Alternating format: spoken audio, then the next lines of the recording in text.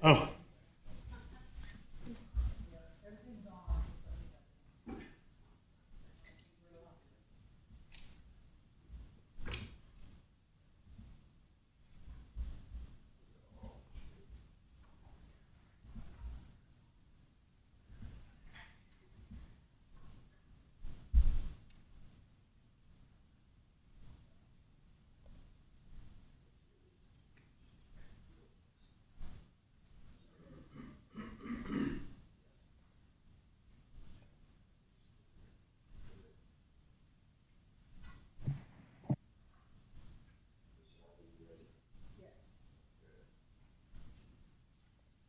All right, good morning, everyone, and welcome to the City of Alpharetta's Design Review Board workshop session this morning. It looks like everybody's here except for Pat. He'll be breezing in here in a few minutes, but I'm going to turn it over to Brett Schroeder this morning to go through our applications that we'll be hearing during our public hearing starting at 9 o'clock this morning. Good morning, Brett. Good morning. So first we have Eddie V's.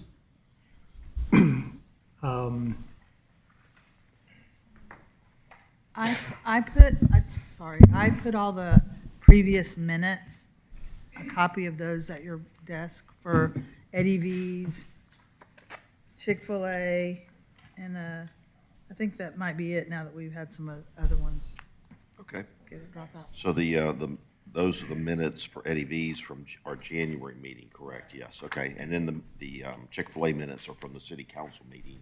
Very good. Thank you, Ellie. Thank you for getting us prepared and making us look good. Yeah, sure. I don't think anything's really changed much, but we've got some different signage, which I don't think we really need to worry about the signage, as I can handle that staff-wise, but he did get some tweaks on the signage. We'll get some explanations of some of the questions we had, and hopefully be through that one fairly quickly. Yes, we approved the site plan and the landscape Yes. in January, so we're just looking at exterior elevations and materials. Very good. The next thing we have is 11770 Haynesbridge Road, which is the strip center that has Bagel Boys, Urban Hardware, and that in it. They want to do some updates.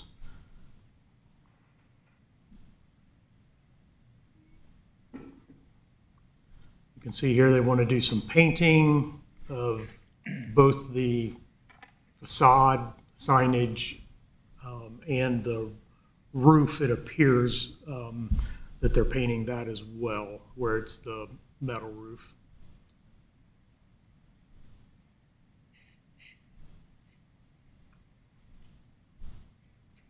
I think there's a few things that maybe aren't super exciting about it, but I really liked the Urban Hardware the way it is. I think that's the darker background and stuff. You like it the way it is presently, or what they're showing? The way it's present. That's what I was going to say. Okay. Well, it's got a little bit more architectural character in that building. It's got, an eyebrow. I think maybe if they parapet just, give it some character, but yeah, maybe if we didn't do the whole thing the same, maybe split it up somehow, or, leave some of it. I don't know. Yeah, it's got like the center on North Point where Michael's is. That was Yes. some is painted, some Yes, isn't. There's yeah. more variety there, right? Some's painted, some's not, some's painted a different color. yes, Yeah. yes, agreed. And it's just, when you have the white building right in front of it, it's just like Yeah. a little glaring. Okay. Next, we have Hen Mother Cookhouse. They are taking over the Holmes restaurant.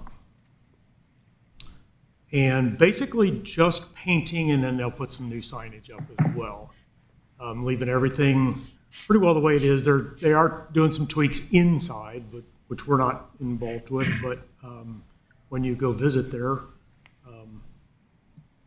which their menu looks phenomenal. I was wondering why they had some of the call-outs, like 4x4 column and triple hung sliding glass panels. Is that implying changes, or? So the gentleman that was here when we did those triple hung, he's the same architect. So I'm gonna guess they just, because that stuff's done. They use the old drawings to. Yeah. For those that were on the board a few years ago, when we first saw homes, remember we took a field trip, literally took a Yeah. design review board field trip and walked over to the building to look at their sample panel and everything, so. Yeah, it was a controversial color. One of the few field trips we actually made during our meeting. And then here's signage. I think it's, I do like the colors as well. In fact, I liked that lighter green enough. Sure it's not the name of the colors? I like that too. Kenny Bunkport green. It's a very nut color. A never enough time color. I told my wife, I said, maybe we need to paint our cabinets that green color. It's a good color. Anyway, the next is Providence Group. Providence Group is back to do some more townhomes. This is on Old Milton Parkway. They've got a few different things here, and then I've got some more at the end that they just sent me.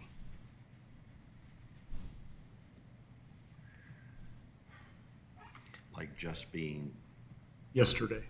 That's what. More, and that was- just more because sample elevations and stuff. I know you sent some material sample. Yeah, they had some Yeah. material samples, and this is just some furthering. But really, Old Milton's out here. Can you see? Yeah. Old Milton's out here. So really, the big concern is right here, I agree. right there. What's back in here? I mean, yes, we don't want it to look off, but that's our big concerns out there.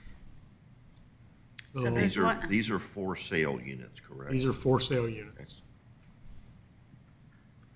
So that one right there, that's the ones that will be on Old Milton, right? With the I think, chimney? I believe so, I yes. think, didn't they? I think that was a those ones that condition, have the yeah. chimneys?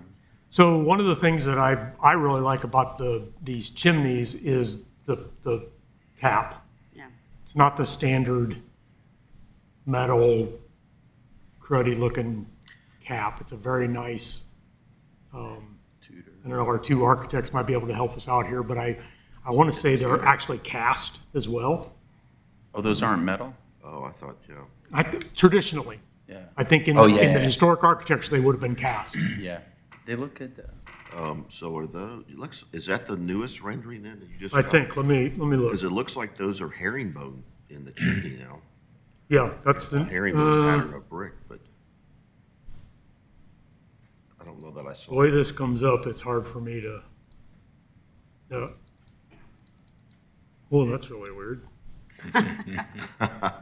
Wow. That's Really the, skinny. That's the Disney version. Right. Hopefully theirs shows a little better. But I think this is the same one. See if I can.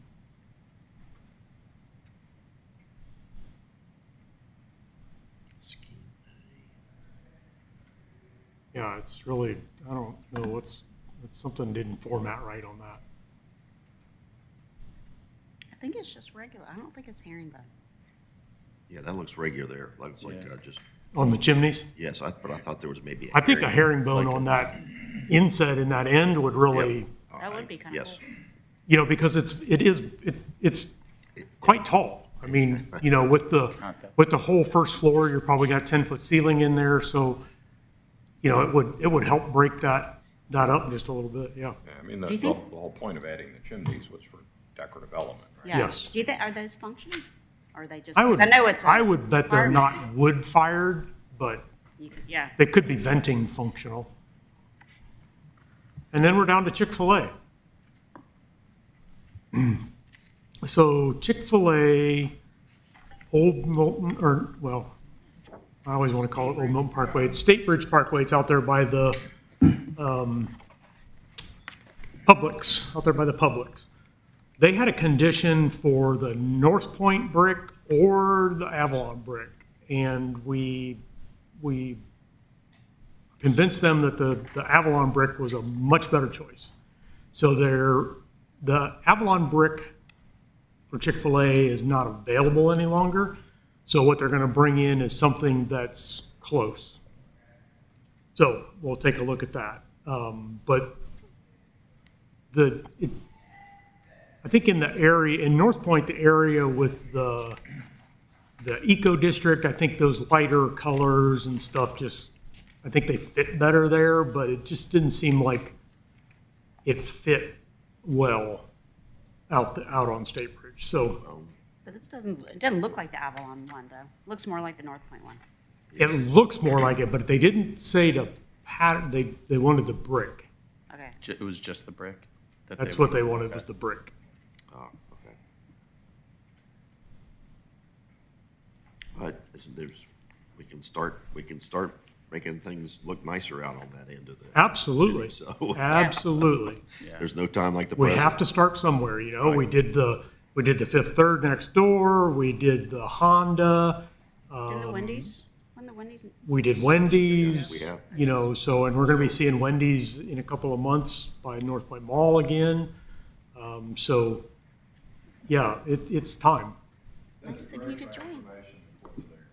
Yeah. I agree. The only thing that, I don't know, but and it's allowed, but they've got this is the different brick color. Don't think about that, but this is the old Milton or State Bridge elevation. I'm not super fan of the drive-through being on that side, but they do have the low brick wall. They've got some good landscaping. Hopefully, the three of you, well, all of you will concur, but hopefully the three experts will concur that it's good landscaping. And so I think that'll minimize that look of the vehicles being there and stuff like that. So, It's amazing how much traffic comes through the drive-through though. oh yeah, Oh, it's- yeah. It's just, I mean, So they've got a much traffic. double order line and of course they're very efficient, but This is the end of the drive-through that would face the drive-in. So this would face Wendy's. Yeah, exactly. Yeah.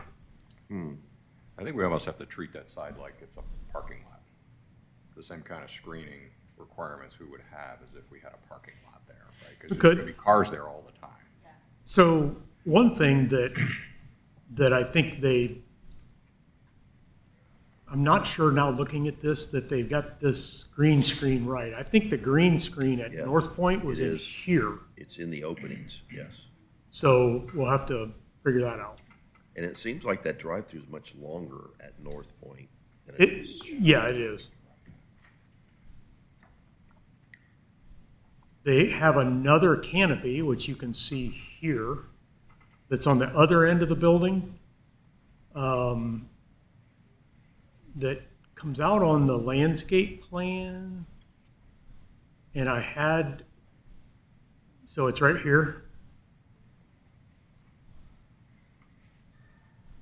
I saw it on their lighting, because the lighting was very, really bright right here against that property line. So I'm like, we gotta figure out what we're doing with that lighting. So, I'd like you guys to look at that, whether we can do, now there's a lot of, when you look at the landscaping, there's a lot of tree coverage. So I don't know that we're gonna get great landscaping there because of the tree coverage, tree canopies, but I think we need something. They have changed the fixture, and they're going to talk about that, and it's lowered it about half of what it was, the photometric, but I think it could still be more. I think we could still help it out some. And then we got the signage. which is pretty standard for them. You know, Brett, I was just going back to the city council conditions on the drive-through. Of course, we've got 7 conditions to look at, but it says vines and/or climbing landscaping shall be required on all columns of the order canopy and drive-through pickup structure. So, but final approval by DRB. Yeah, I think so we've got some- I, I hate to cover up the brick with landscaping and, but make sure it covers up the openings.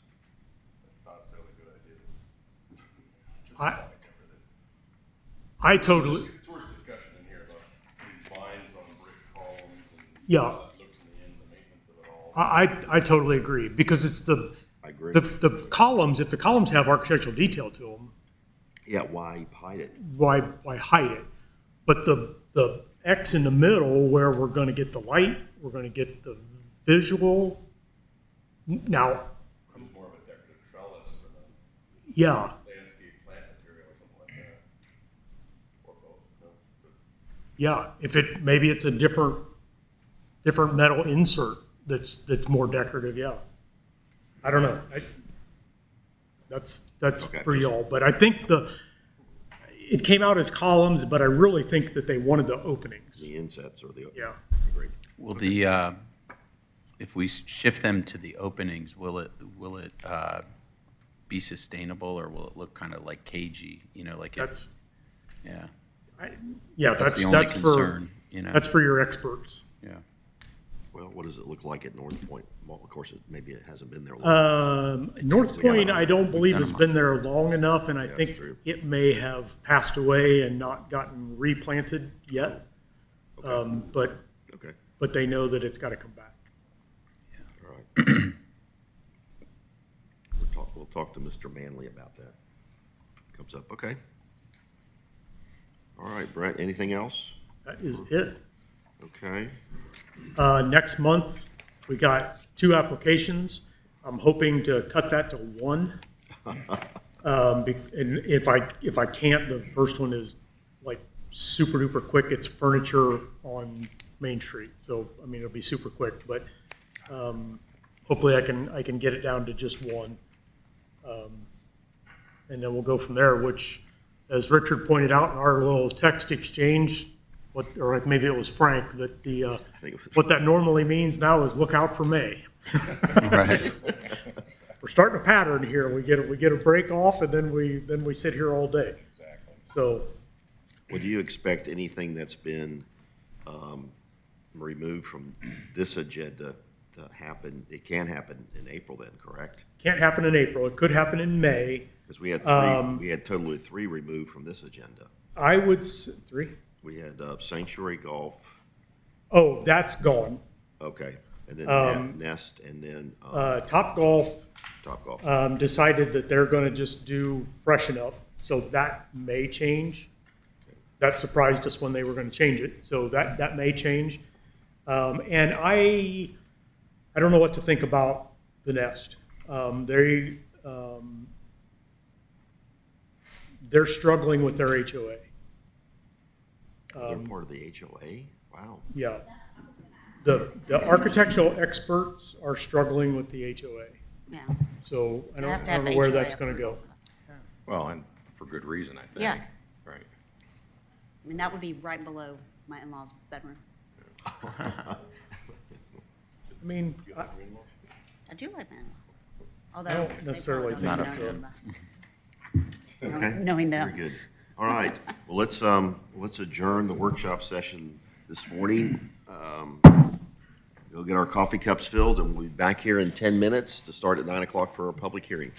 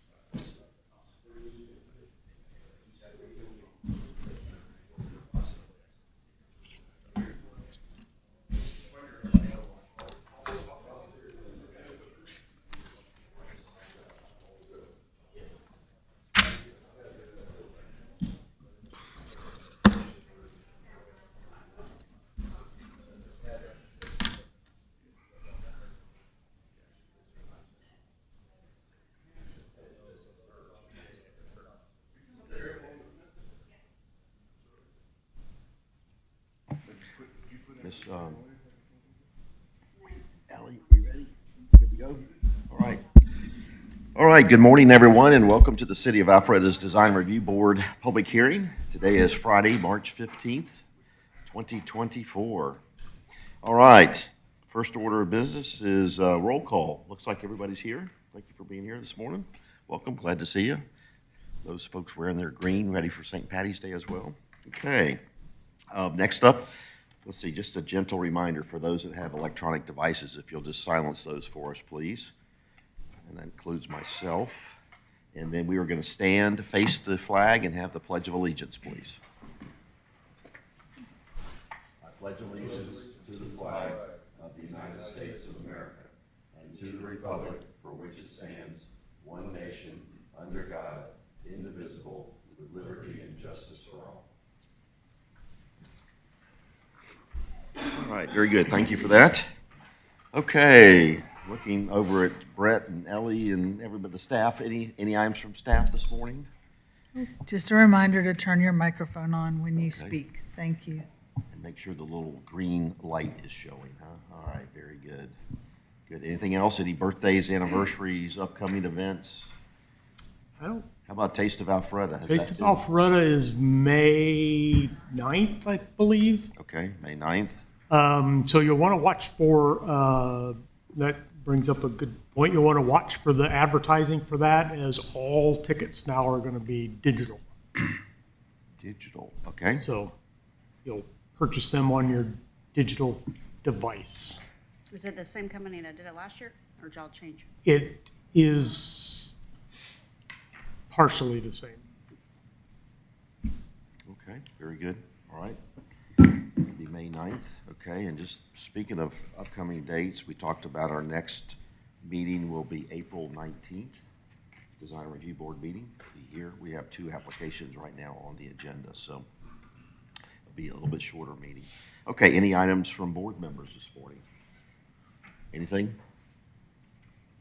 Okay, very good. All right, let's get into, we need to review and approve the meeting minutes from our February 16th meeting, please. I assume everybody's looked at them. Ellie's done a good job of doing some edits that Frank and I had sent in earlier, so she's taking care of those. Just a question, they're labeled unofficial in the package. Is that, you label them unofficial now until they're approved? Until we approve them? Okay. All right. All right, Mr. Chairman, I make a motion to approve the Design Review Board meeting minutes from February 16th, 2024. Okay, we have a motion by Mr. Swing, a second by Mr. Corkle. Any comments or questions about the motion? There being none, all in favor of approving the City of Alpharetta's Design Review Board meeting minutes of February 16th, 2024, please raise your hand. 1, 2, 3, 4, 5, 6, 7. All opposed? No opposition. So minutes are approved 7-0 this morning. Very good. Thank you for that. Okay, on to our public hearing, and our first applicant this morning is Eddie V's Prime Seafood. You're here. Come on up, please. Good morning. If you make sure you speak into the microphone, introduce yourself, and then give us an overview of what we have in our packet today, please. Yeah, hi, my name is Jim Powell. I'm with Darden Restaurants. I'm development manager. Got our civil engineer, Bowler, Chad, and Brian, and I'm here with our architects with me. And just real quick, a refresher from, we were here January, and you guys approved our landscape and site plan, and we came back for a little more information on our building. And I'm sorry? Oh, I'm sorry, yeah. Yeah, let's give you this mic. That'll make it easier. Oh, and I think we should, since Richard Owens was not here at the Okay, January, how's that? Is it, we'll let, Didn't you just give a, oh, that's fine, whatever you, we did a cursory review, but so it's kind of, all right, we'll let Richard give him a chance to finish this cup of coffee, so. is this better, ma'am? Can you hear better? Okay, thank you. All right, Sorry. why don't you start over again then, okay. All All right, so this project is at 11405 Haynesbridge Road, right at the corner of North Winds and Haynesbridge. We're going to knock down the existing building and build a new Eddie V's. We are pretty much just trying to knock down the building and leave the rest of the site as is. There's a forest reserve that we need to stay out of, and we have designed this building for that purpose, and it's really our new image. It's first Eddie V's in Georgia. Excuse me. We're really excited to be here, and it's probably about a $10 to $12 million investment for us. So we provide local jobs, and we're just like I say, we're really glad to be here. This is our floor plan. We have an entry coming here off of our valet lane. We have what we call the V lounge, which is the bar area. You can dine in there as well. Typically have a three-piece ensemble playing jazz music, and then we have the main dining over in this area, and off of that is a private dining room that you can rent out. Last time we were here, it wasn't real clear on our elevations what some of these materials were, so we color-coded them and put the information right next to them. So hopefully that'll help. So on this elevation over here in this area, this is stucco. It's a high texture. Do you have any physical samples with you? Yes, sir, right here. Okay, why don't you either hold that up, or somebody can maybe hold that up and point to the sample while you're talking about it. How about that? Very good, thank you. Yes, so, okay, we don't have stucco on there, but I think we know what the stucco looks like. But so right here below the windows is this metal panel, and then on each side of that we have a high density cement panel, and it's really hard. It's almost like stone. It's not like a hardy plank or something like that you can actually hit a ham with a hammer. You can hit with these with a hammer, and it's not going to dent or chip. And so that's the majority of this band along here and around this bend. And is that cement panel piece, is that the smooth version or the ribbed version? So we've got this. You'll speak into the microphone. Okay. We've got the smooth and the ribbed version. The majority of it is going to be smooth, and then around fenestration in a few key areas, we highlight that with the lined version, which would be the FCO2. Okay. It looks like in Over this the rendering, windows. it's above the windows. Yeah, that's right. Correct. Majority of it is the smooth. And it'll be that color then that you're showing on the sample board, correct? Correct. Okay. Yeah, and then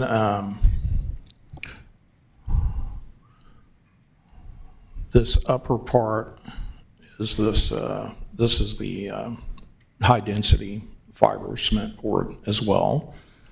And then on the back of here at the entry, we have a tile above, which is this tile here. There's two sizes. We've got a 31 by 62, a large format pieces, and 31, and then So the larger areas will get the larger format, the smaller ones will be cut to fit, and you'll see that on the next elevation. And then this element here is, and I've actually got a detail of it.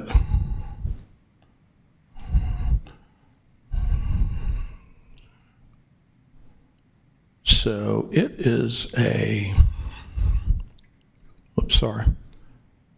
So this element, these vertical pieces are welded metal, and on the ends of them have LED light strips, and then these pieces in here are also the metal pieces that are welded in place as well. And then the back of that is is stucco.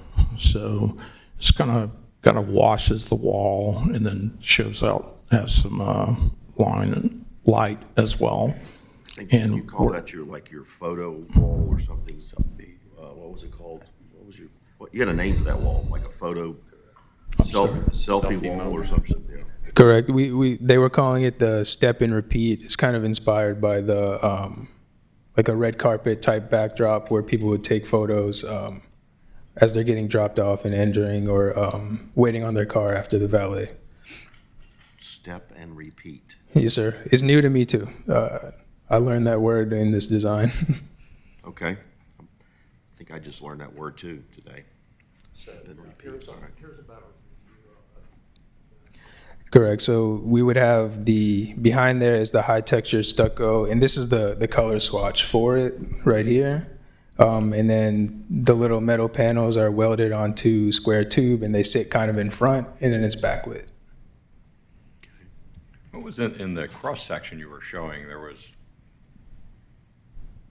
what was that in the middle between the? It's like insulation. That's a section, I think it's insulation. Just insulation. Oh, correct. That's the actual wall that it's mounted to would be insulated. That's how you. Oh, that's the wall. Okay, I see I got you. What was the reason that you guys chose stucco as the background behind the metal wall? Because we would be able to get like a higher texture, so then when we light it, we get just that depth behind, and then just so that the screen would jump out. A lot of times with stucco, it's hand applied, and when you backlight it, it's very imperfect. Yeah, It's very irregular. That's a little bit of a concern. Yeah, you want as flat a finish as you can on that, I would think. You might Okay. get this. That's uniform of a finish, right? Yeah. You don't uniform. want it to look like have oil canning or Right. things that. Yeah, it's dangerous to light stucco. Did you guys eliminate, I think last time you had some kind of graphic or logo or something on that metal, you eliminated that, right? Yeah, we've taken that off. It was just on those metal pieces, and it was going to just be the EV logo, but we can take that off. We don't have to have that. So these will just be black, or this metal piece here. Have you done this before? Is this the first time you're doing this? This would be the prototype, yes, sir. Yeah, this is a brand new image for us. You guys did have a question about this under canopy, and this bottom part here is the painted soffit material, but it fades into a perforated backlit ceiling panel, and I've actually got an example of what it looks like. So you'll get like a nice glow coming down. Correct. So those would be, if you slide that image over, yeah. So this is actually the finish of the metal panel here where I'm pointing. I wasn't able to get the perforated sample for you today, but it would be backlit, and then there's like an acrylic backer to that so that it doesn't get any bugs or dirt, and it also will diffuse that light. And so it just creates a bit of a glow and highlights that entry moment. So it looks like it's on a 2x4 grid then, is that?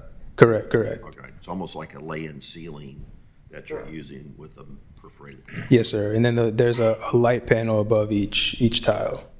Okay. And is it is the perforated panel, is it circles, is it squares? It is circle. It's a grid of circles. All right. And I assume that's going to be pretty stiff too, so that it doesn't, yes, sag is the word. Correct. The channels that they're hung from will be directly attached to the structure of the porte cochere as well. So, Okay.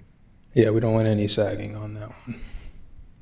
And then it looks like the rest of the underside of the canopy is more of a smooth panel, so it's a CP something. CPO one, correct. It would just be a soffit panel, and we'll just be very mindful of our joints to keep it very clean. And then, And what's that material then? it would be like a hardy soffit. Okay.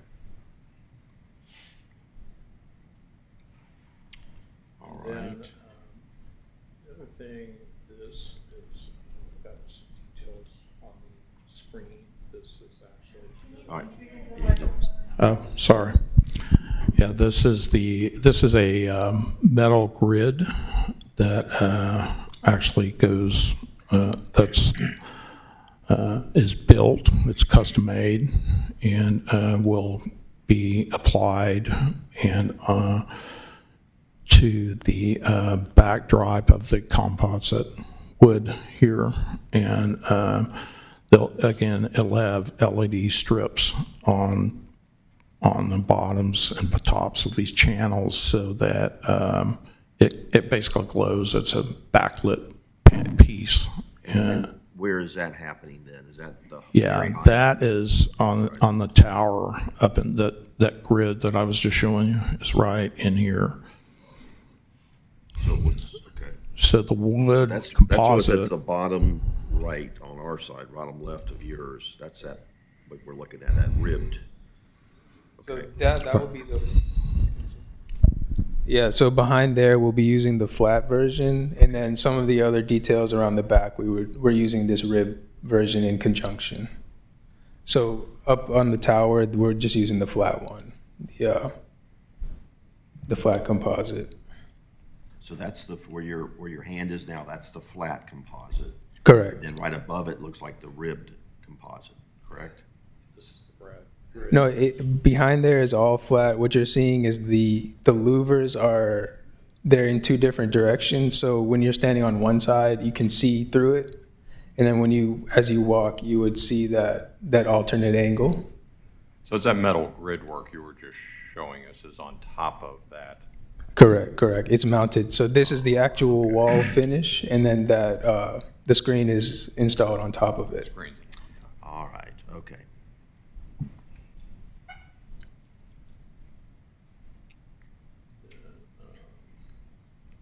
So here's an example. This is toward the back where we're using the ribbed version above, and then there's a small portion at the bottom, which would essentially be covering the foundation of the flat.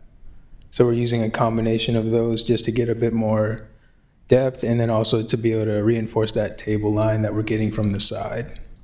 Okay, and which elevation is this? I know you've got a key plan up in the, This is the north side. It faces basically the woods, but it's okay. not really the back side. I guess you could say it's the back side. Correct. This is essentially the back of the kitchen. So Excuse me, sorry, can you repeat what you just said into the mic? Sir, can you repeat what you just Yeah. said? Yeah, it's that elevation is long here. Yeah, here's the entry, so, And Haynesbridge is at the bottom of the page. Haynesbridge Road is at the bottom of the page for us. Correct.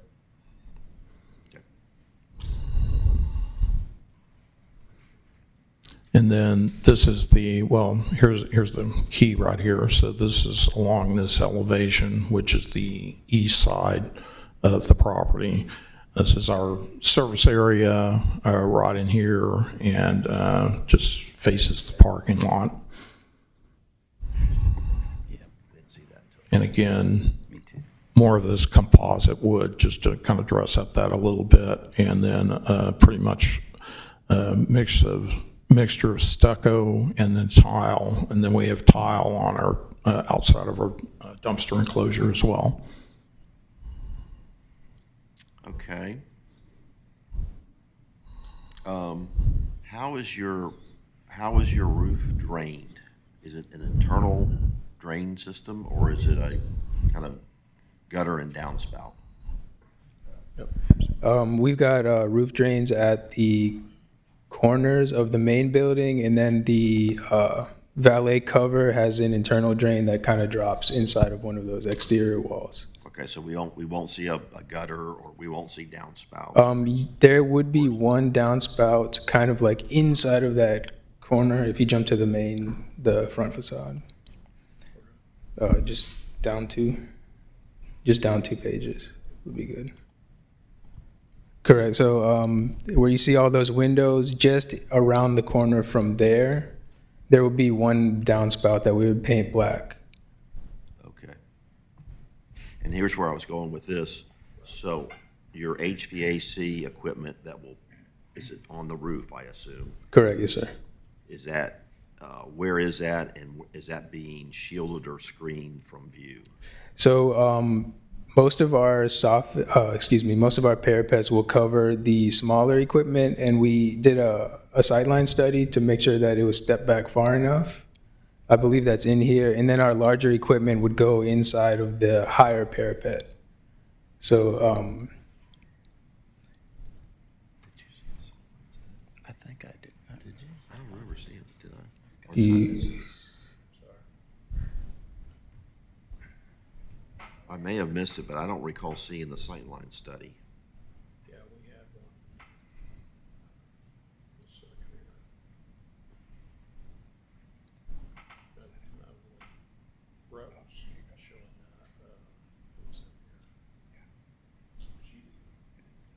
Here it is. It's the last page. Oh, there we go. Okay, yeah, you're right. It looked okay too. Okay, very good.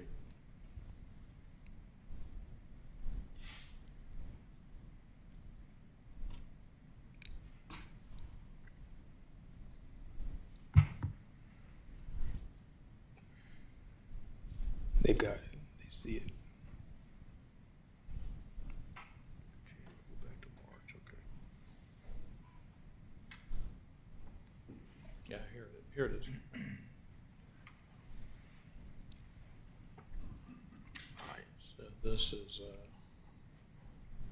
where we have our RTUs and the DOAS unit, which is the tallest, and we're from the property line. We're not encroaching that area.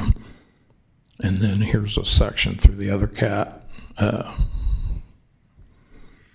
from the property line as well. So we should be screened pretty adequately.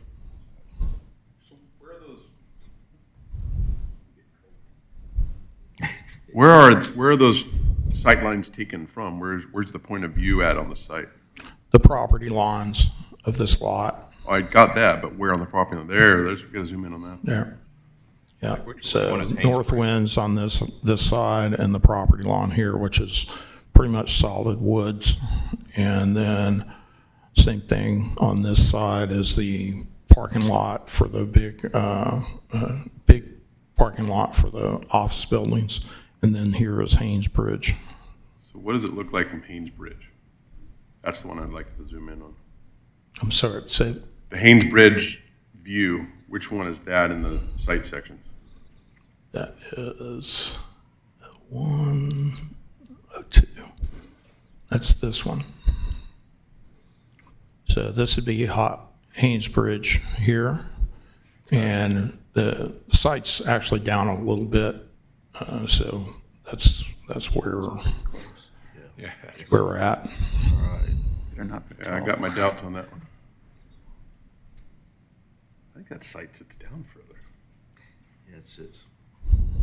I mean, it looks like you're right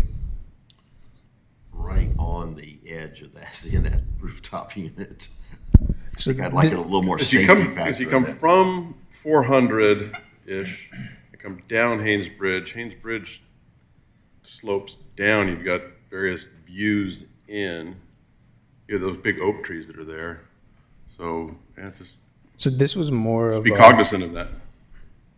I'm sorry, go I ahead. said, just be cognizant of those. There's no view that's static as you come down Haynes Bridge. The site's lower as you come down Haynes Bridge, and so.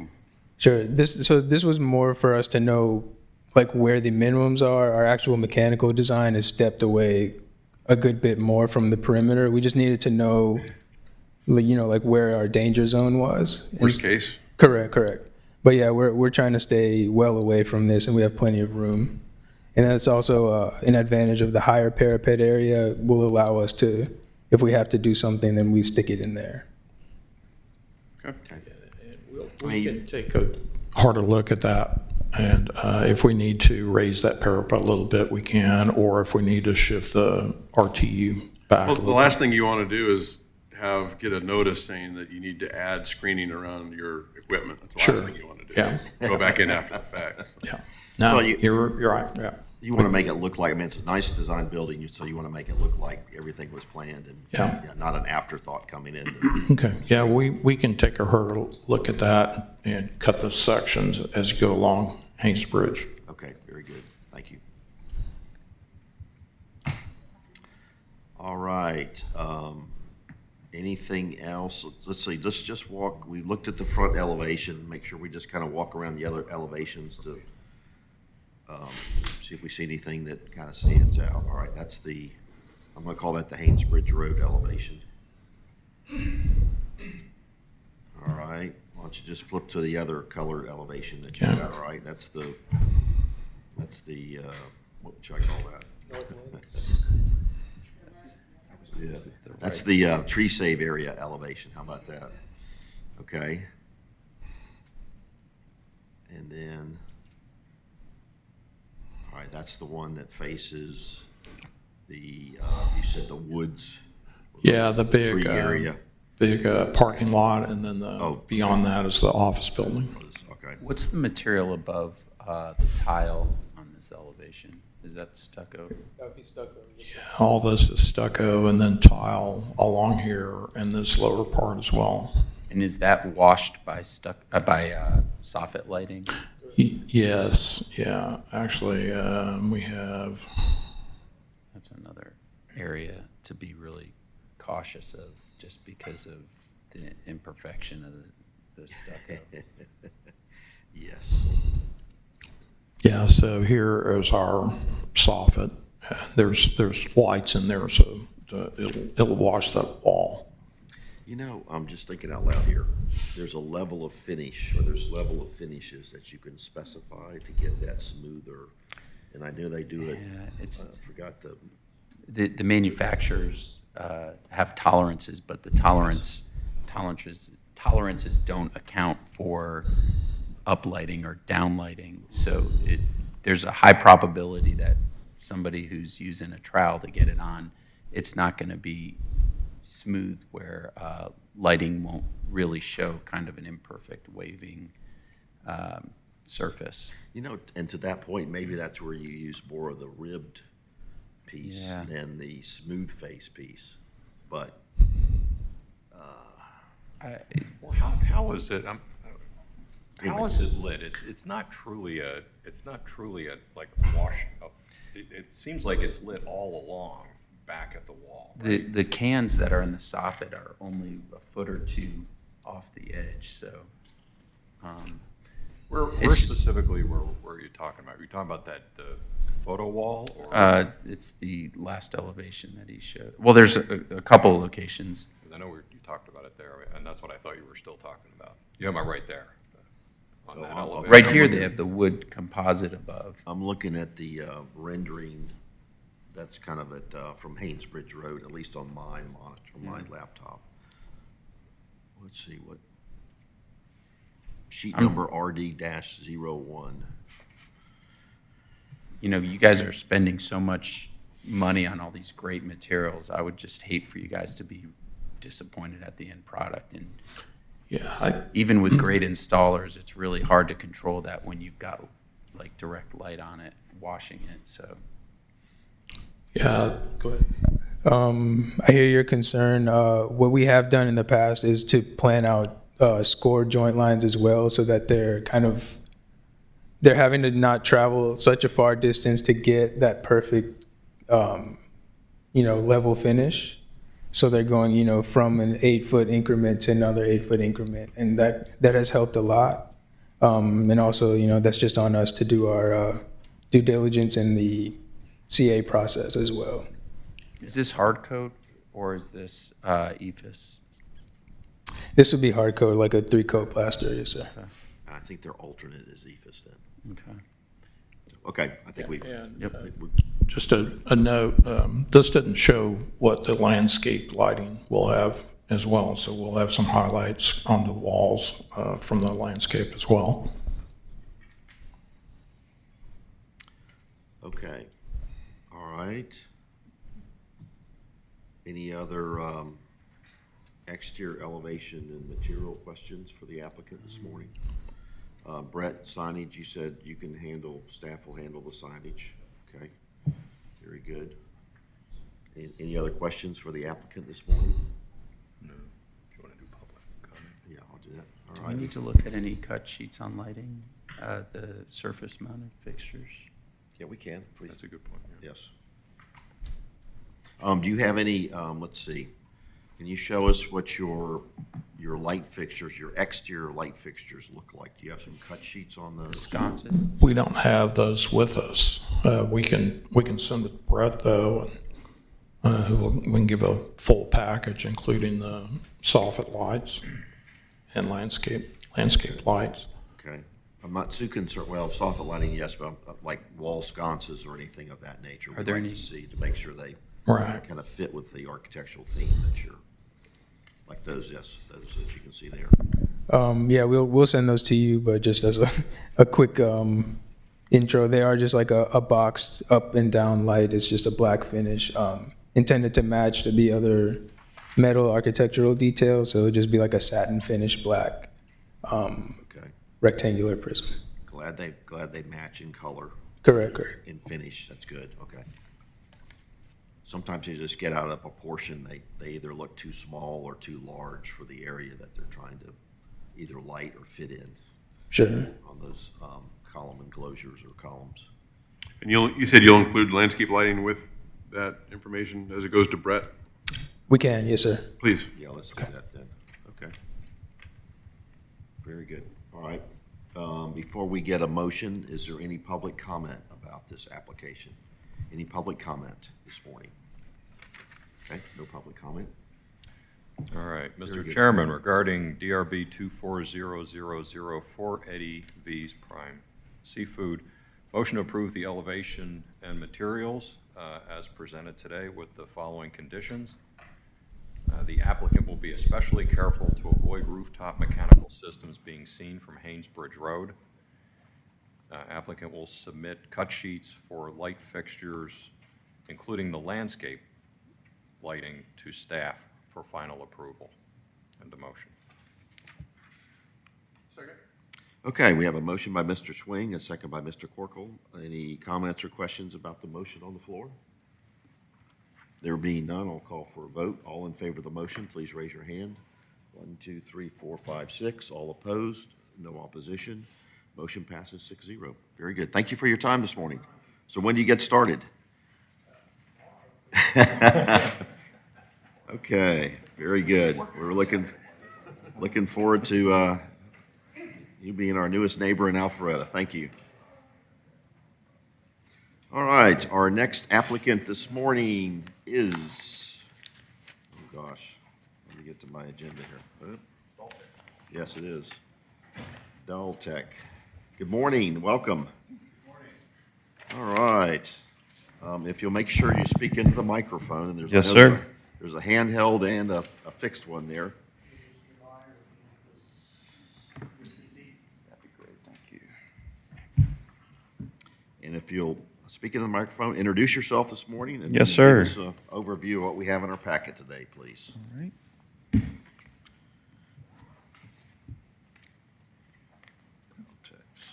First and foremost, thank you for your time. My name is John Gerzine with Coro Realty Advisors here on behalf of Alpharetta Crossing and the proposed aesthetic enhancements project we're looking to complete. And are you able to see the screen currently. Yes, we see the Rocky Mountains, or maybe. Oh, perfect, perfect.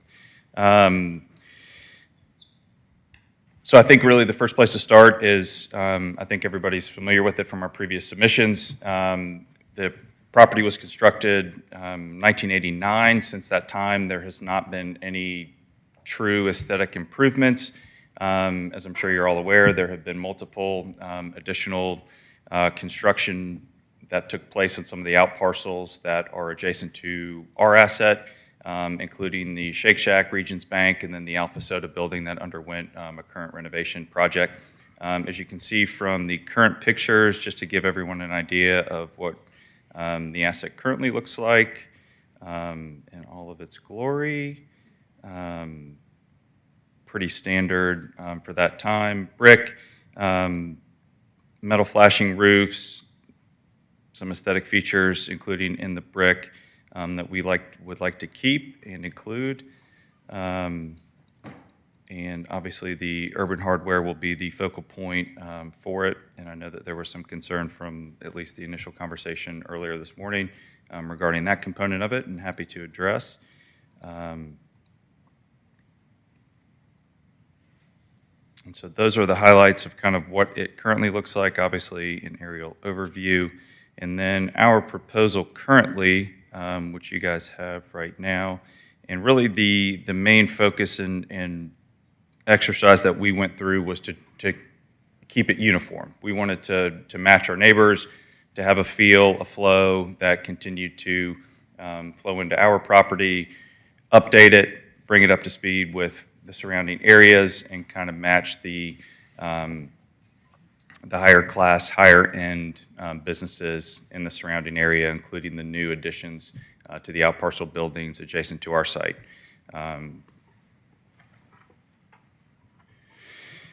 Our main focus for the main components of the project for the shops, kind of an alabaster white. It's not the stark white, so there will be a little bit of downtone to it, a little bit of contrast compared to some of the other just stark whites. Creates a little bit more of a more warm feel and tone to it. Passive gray for the cornerstones and columns to keep and enhance some of the architectural features that are already in place through the existing brick that's at the center. And then for the roof, some of the anchors, and then any flashing that's existing, which is really just any of the metal components that are currently in place. As you can see, will be the urban bronze. I'm sorry, John, do you have any actual samples? Yes, sir. You've got some, good, thank you. And maybe just hold those up and then pass them around. Why don't you hold them?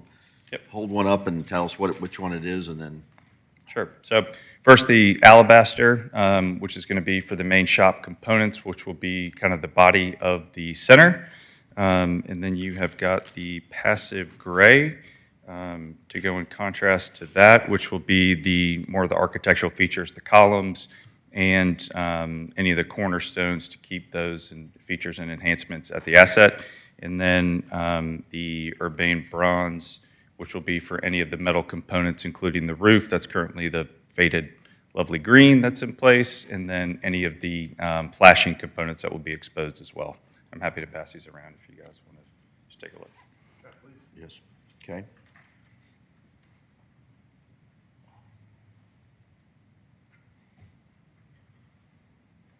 So for instance, let's see, let's take this building. I think, did you have an existing photo of this one that can kind of then give us a before after? Sure. I think you did in your package somewhere, if I recall. Yeah. So that would be so looking at comparatively speaking, so this part here, which was the former Starbucks corner on the far right-hand side, which is now a ramen restaurant, looking at that area would be right here. All right, so let's take this then. Very good. This is a good example. What's going to be the alabaster versus the other paint color? Sure. So the kind of the main red brick area will be the alabaster component of it, and then the columns and will be the the gray component, the passive gray, and then as you can see from this portion of it here will be the roofing, and the flashing will be the urbane bronze there.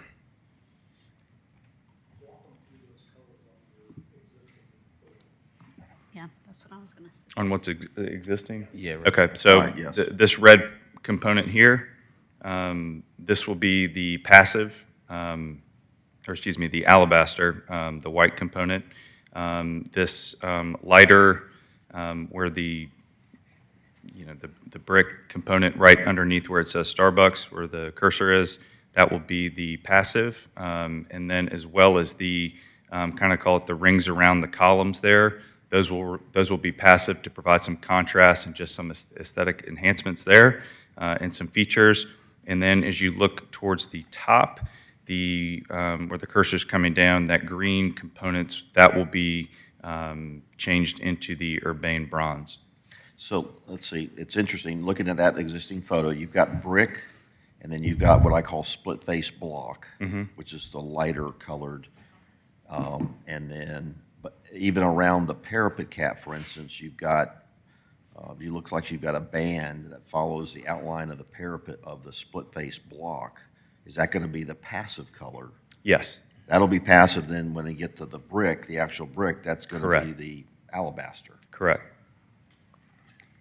So in general, it seems like the brick is alabaster and the block is Yes, sir. passive. The Yes. drawing has some of the accents like that go against the Starbucks sign right there. Those are shown as the dark bronze on the rendering. Oh, yes. Yeah. Which is kind of like that toothed. Okay.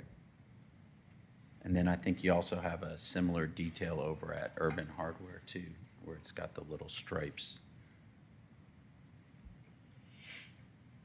I guess what, and you heard some of our discussion this morning,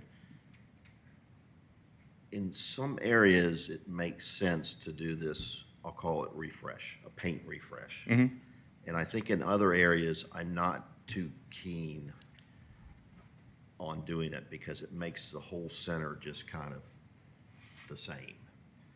And I think I like variety. I think some of the architectural components that are comprised of the brick and the split face block add some excitement to the center. And I hate to cover some of that up, but I'm trying to figure out how to refresh without just doing a complete almost whitewash. And I hate to call it that, but, and the alabaster and the passive are so close, I don't know that you're going to be able to see that differentiation very well. Okay. Yeah, So it is tired. It does need some help, right? Yeah. But it's, your point earlier about sort of matching everything else around it, it's almost, now everything there is white. Yeah. Is kind of you've got Shake Shack and the building with Viva Chicken.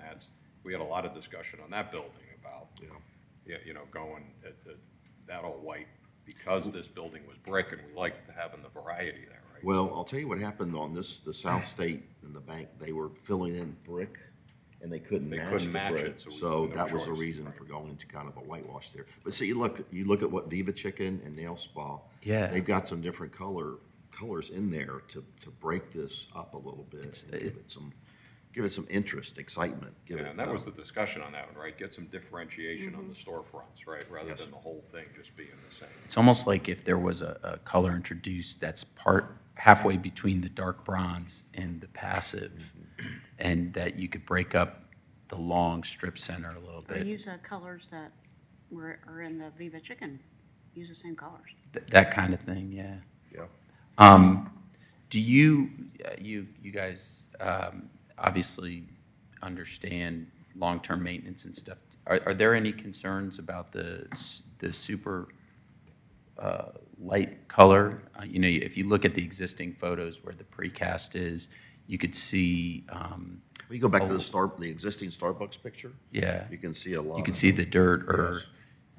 and then especially, I know that we see light-colored brick a lot, but just concerns related to just keeping it looking fresh.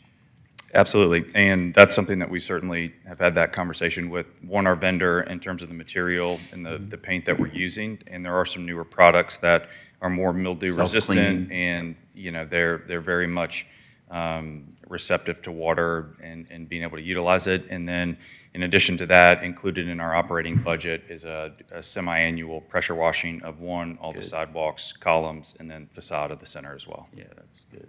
Can you go back to the, that original Starbucks Sure. photo, please? See, in there above the glass, it looks like a kind of a beadboard type looking tan area.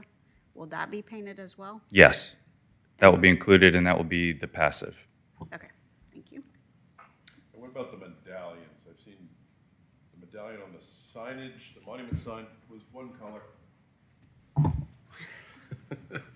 And then in that re-rendering, so there's sort of a white color there, it's in that medallion, and then in the medallions on the building, there was a different color. I saw there was a dark one on that monument sign and another rendering as well. So I'm wondering what's the plan for those medallions? What are those medallions? What is? They metal, I think? It looks like tile right there. It's an older tile material, so I think the thought was to kind of see what the actual state is when we get in and do a full clean to prep them for the painting. If they come out in the existing color that is, you can kind of see it's a little bit of a bluish hue to it, we'll keep that and then just continue to maintain it and put kind of a gloss finish over it. If not, then we would most likely move to that the urbane bronze to add some contrast in the future. So does this center, does it have a thematic logo at all? No, unfortunately. So what might be kind of cool, come up with a thematic logo and stick those in those medallion spots and do something in a precast or something like that, but I might be reaching on my designer side of things, but I'll tell you what else is. those tiles are a little odd, though. What else is gonna really change now is the signage. What's this? Oops, sorry. Thank you. I gentle reminder. See, you're not the only one that gets caught. Usually. All right, I think signage is gonna have a big change now that the background is suddenly not brick. It's an alabaster or passive. All the signage is really gonna change in appearance and look. So sorry, Richard, just to be No. clear, in this photo, Yeah. it looks like the lighter color split face looks like it's the bronze as well as that back area, but you're saying it's going to be the gray. Yeah. It's going to, I apologize, it will vary in certain locations. Certain ones, typically on the end caps, we'll be using the darker color, the bronze, to draw more of a feature to it, and then on the interior portions, it will be the passive. And by it, what are you referring to? The split face or the inside?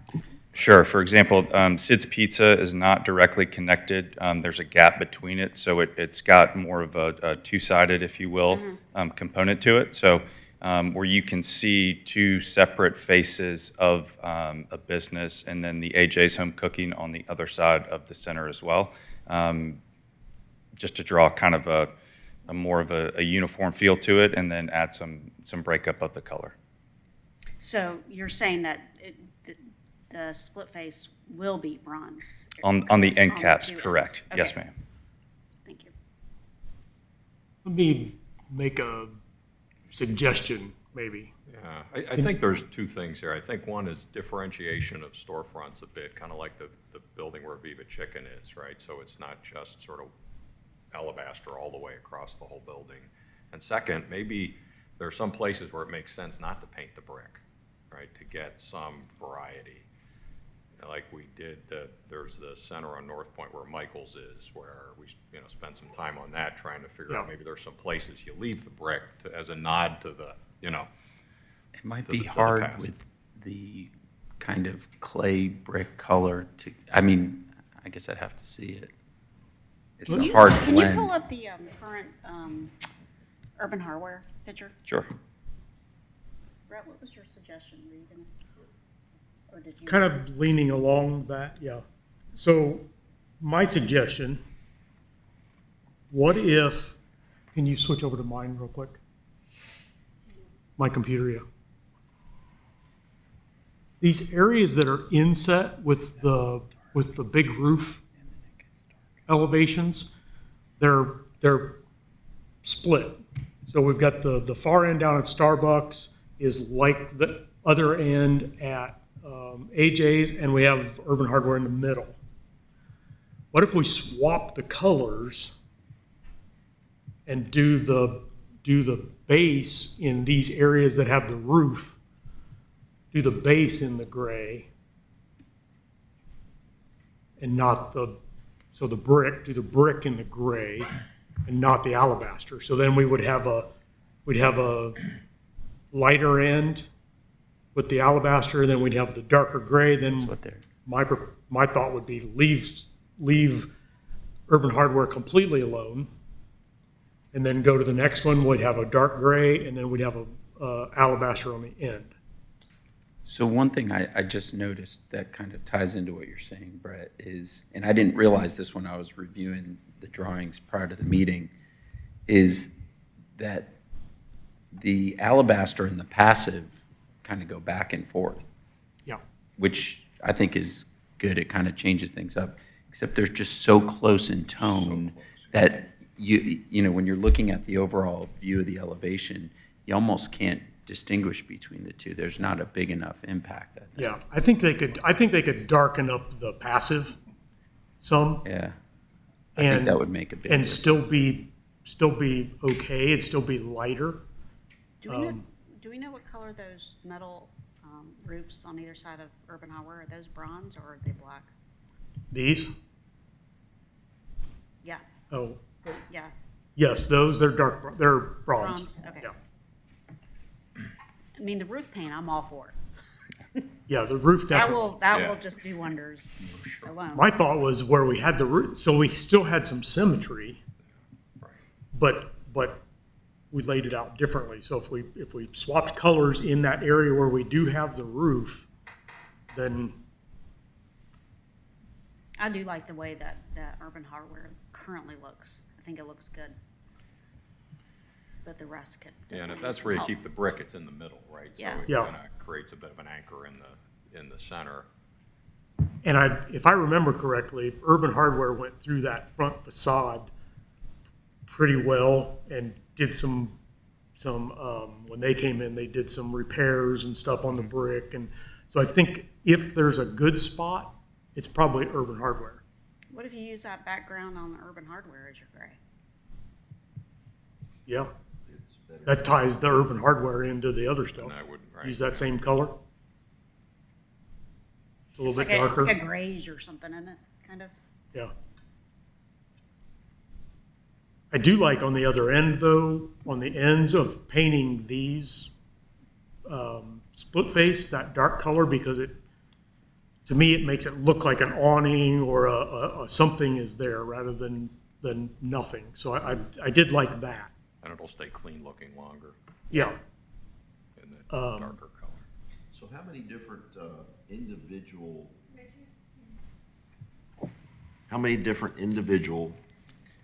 buildings are there two? So Urban Hardware is part of the main, that's one building, correct? Yes, sir.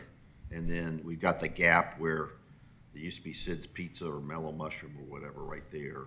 Yep, And over then here. you've got the other group of. Yes, sir, that's correct. So there's two. I'm trying to figure out how to. This is all solid down here. Yeah. But it has the same thing. It's got other than the Starbucks has got a gable roof on it, but it's got that tall facade, then you got the gabled roof, then you got Urban Hardware, then you got a tall facade and the gabled roofs. I just think there's some great opportunity here, instead of doing kind of an all whitewash, to give some variety here, to give a great and make that center stand out even better than it does, and give it a refresh and a look. 'Cause I think you've held this property asset for 10 or 15 years, haven't you? Correct, 2015. Okay. So, yeah.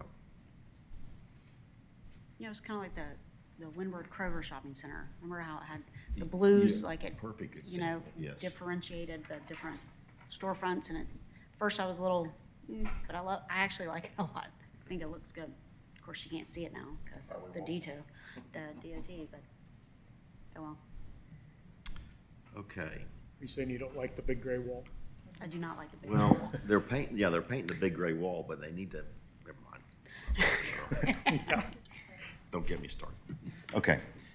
Any other comments or questions for the applicant this morning? I mean, I can't approve it as we just looked at everything right, as it is right now, but I can see providing some variations and things for this center. I can then, gives me very positive and greater hope to give this something to, I mean, because I drive by this center almost every day, so.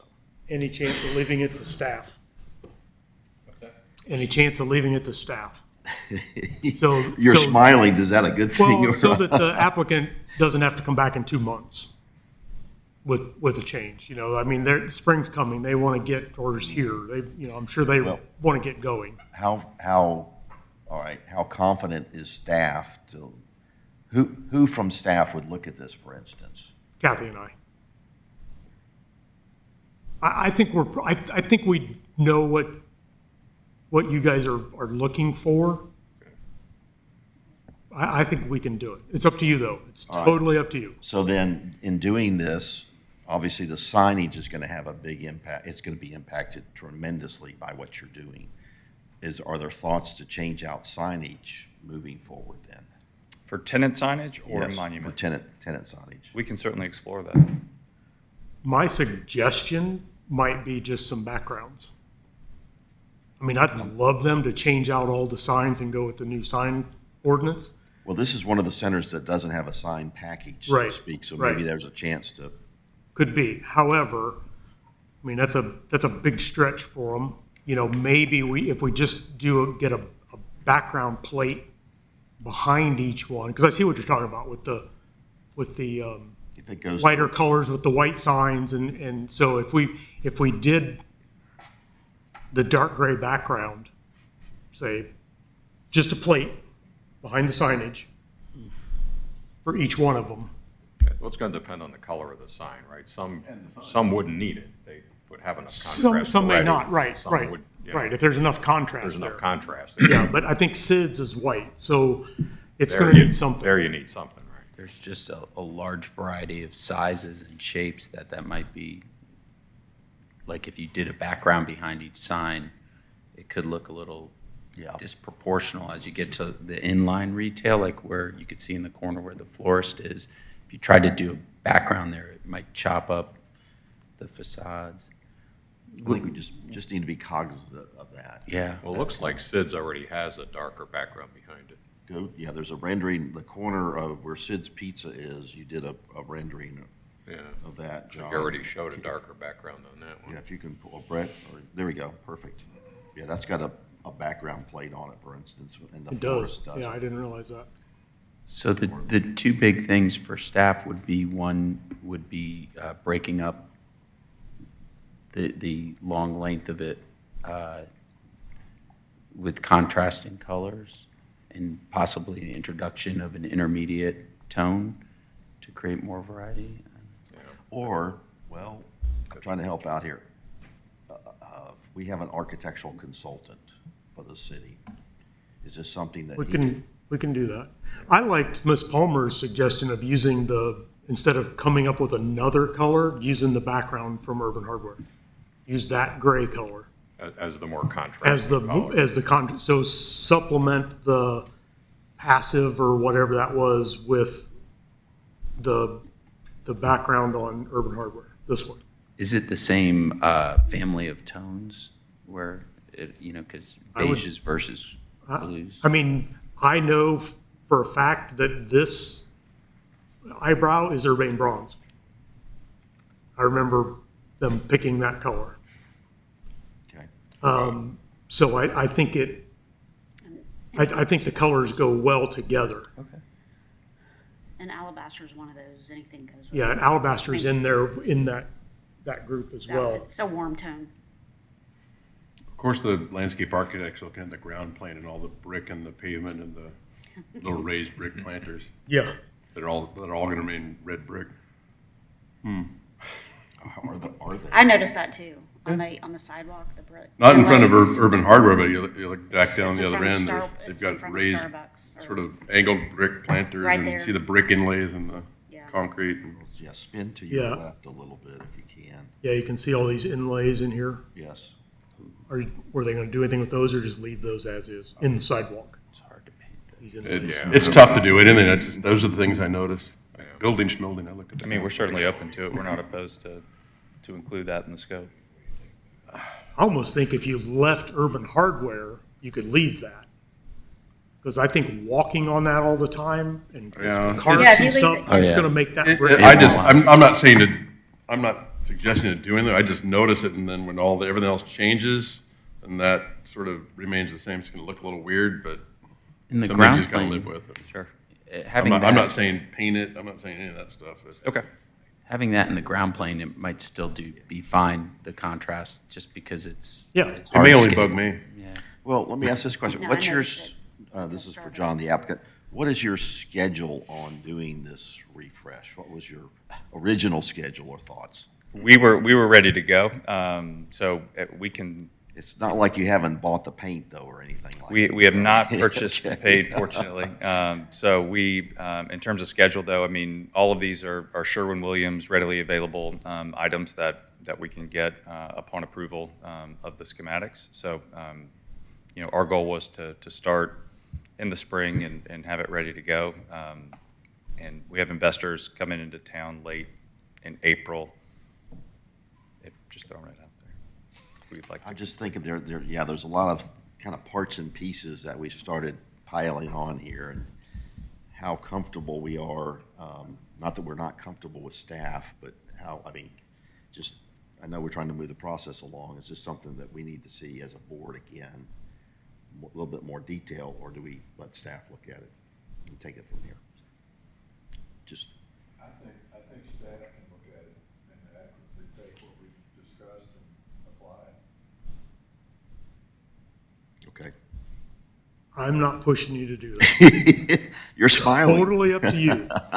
I'm just completely thinking about, I mean, if we were coming back next month, I'd say, let's do it. But I mean, It would be May.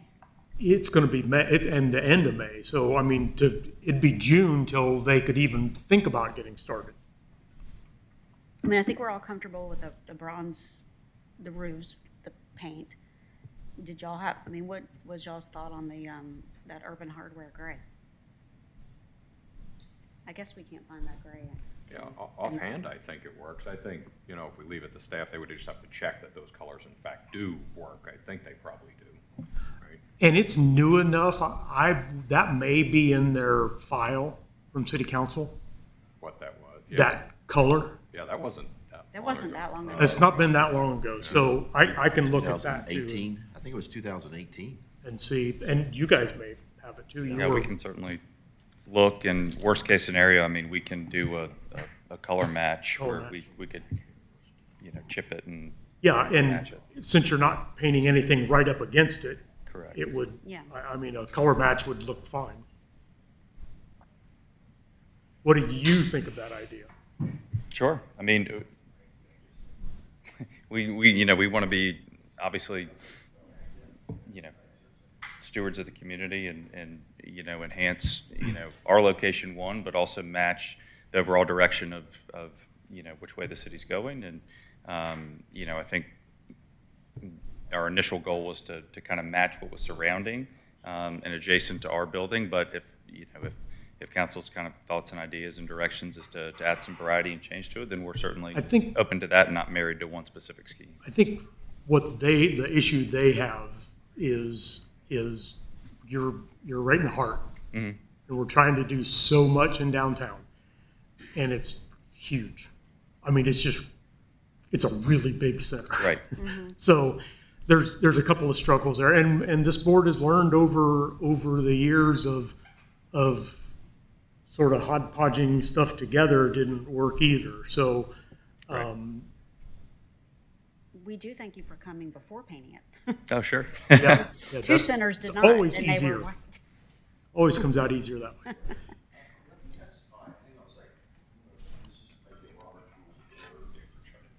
Robert's Rules of Order. If we table this applicant, table it, Can't come back next month. why? Has to be advertised. Has to be advertised. Has to be advertised for 30 days. The agenda has to be advertised for 30 days. It's already been advertised. It was advertised. I It saw wasn't Today. advertised It was in the coming last next paper. month, though. There's only two. Yeah, I guess the point is if anybody from the public wanted to comment, they wouldn't know it's on the. Yes. agenda, Right, it's kind of. There's no way it could come next We month. don't adjourn this meeting till next April 19th. Right. I'm sorry. Hey, good thought on the tabling, though. I like the thought there of if we do something different, is it going to like, it's the agenda that we have to advertise for 30 days, and since had I known it, I could have put it on, but I didn't, and it's advertised now, so. Okay. It We is just what it is keep at this everything point. on all the agendas for Yeah. every day. Yeah, All right. Before we get Yeah, to then any, issue a retraction. maybe do we just put "and more"? Yeah. Just wait. all right, before we get to any kind of motions or whatever, is there any public comment about this application? Any public comment? All right, no public comment. All right. So how do we, All right. Brett, so are we going to do this as a motion to approve, maybe a motion to approve in concept with final approval by staff? Yes. And then iterate some of the, maybe the, And if you're going to pick the colors, or you're going to swap the colors, or whatever, if you know that color, then, do that. Like, for example, if you're going to swap I can't remember the lighter gray now, if you're going to swap that with the urbane bronze, or with the urban hardware gray, just put that in your motion that we're going to.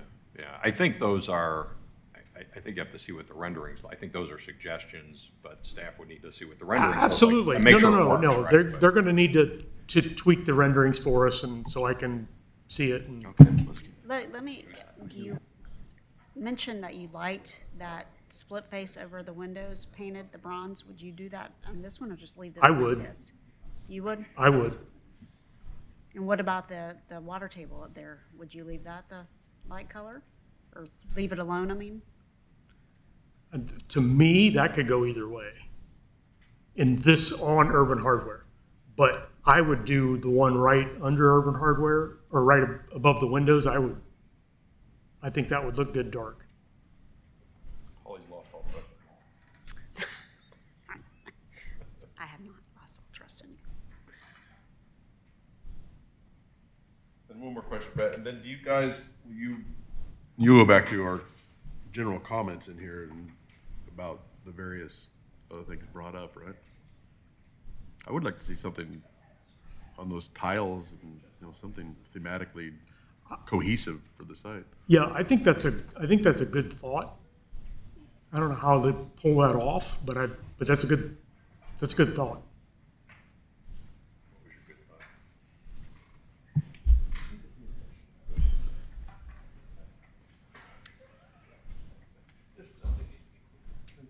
The diamond tiles, diamond diamonds.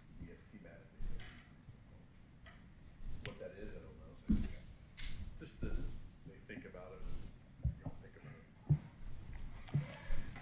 it. All right, so Mr. Chairman, regarding DRB 240010, Daltex Alpharetta, also known as Alpharetta Crossing, motion to conceptually approve the paint changes as discussed today with final approval by staff, considering the suggestions of the board, which include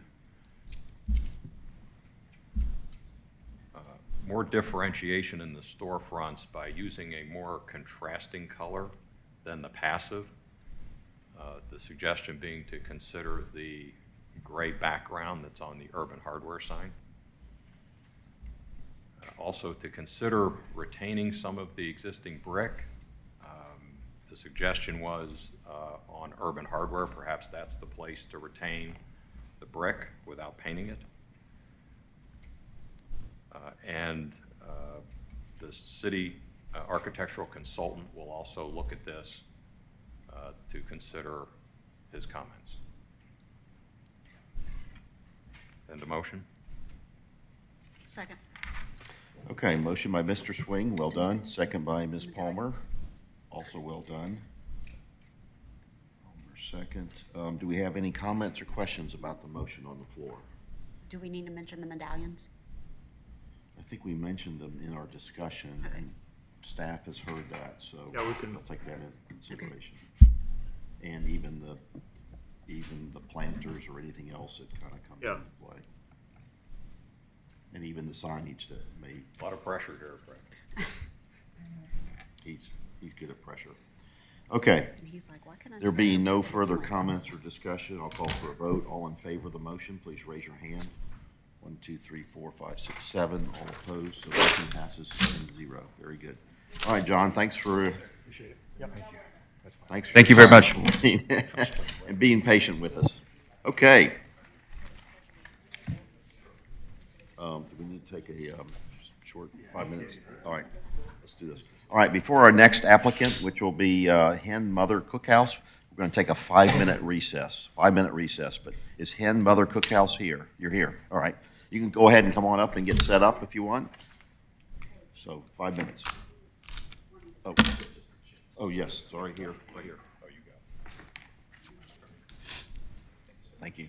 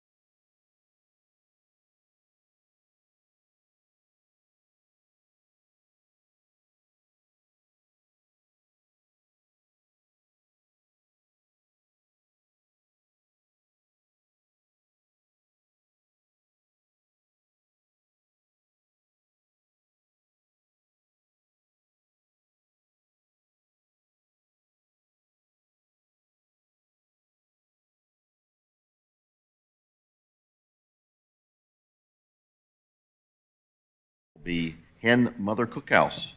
Good morning, you're here, welcome. Make sure you speak into the microphone, introduce yourselves, and give us an overview of what we have in our packet today, please. Okay, wonderful. Well, thank you for having me. Good morning. My name is Soraya Corey. I'm the chef owner of Hen Mother Cookhouse. I don't know if you've been, but we're a small little restaurant in Johns Creek. We've been around for nearly 6 years this May. And we were fortunate enough to be able to get this space in downtown Alpharetta. It's a dream come true.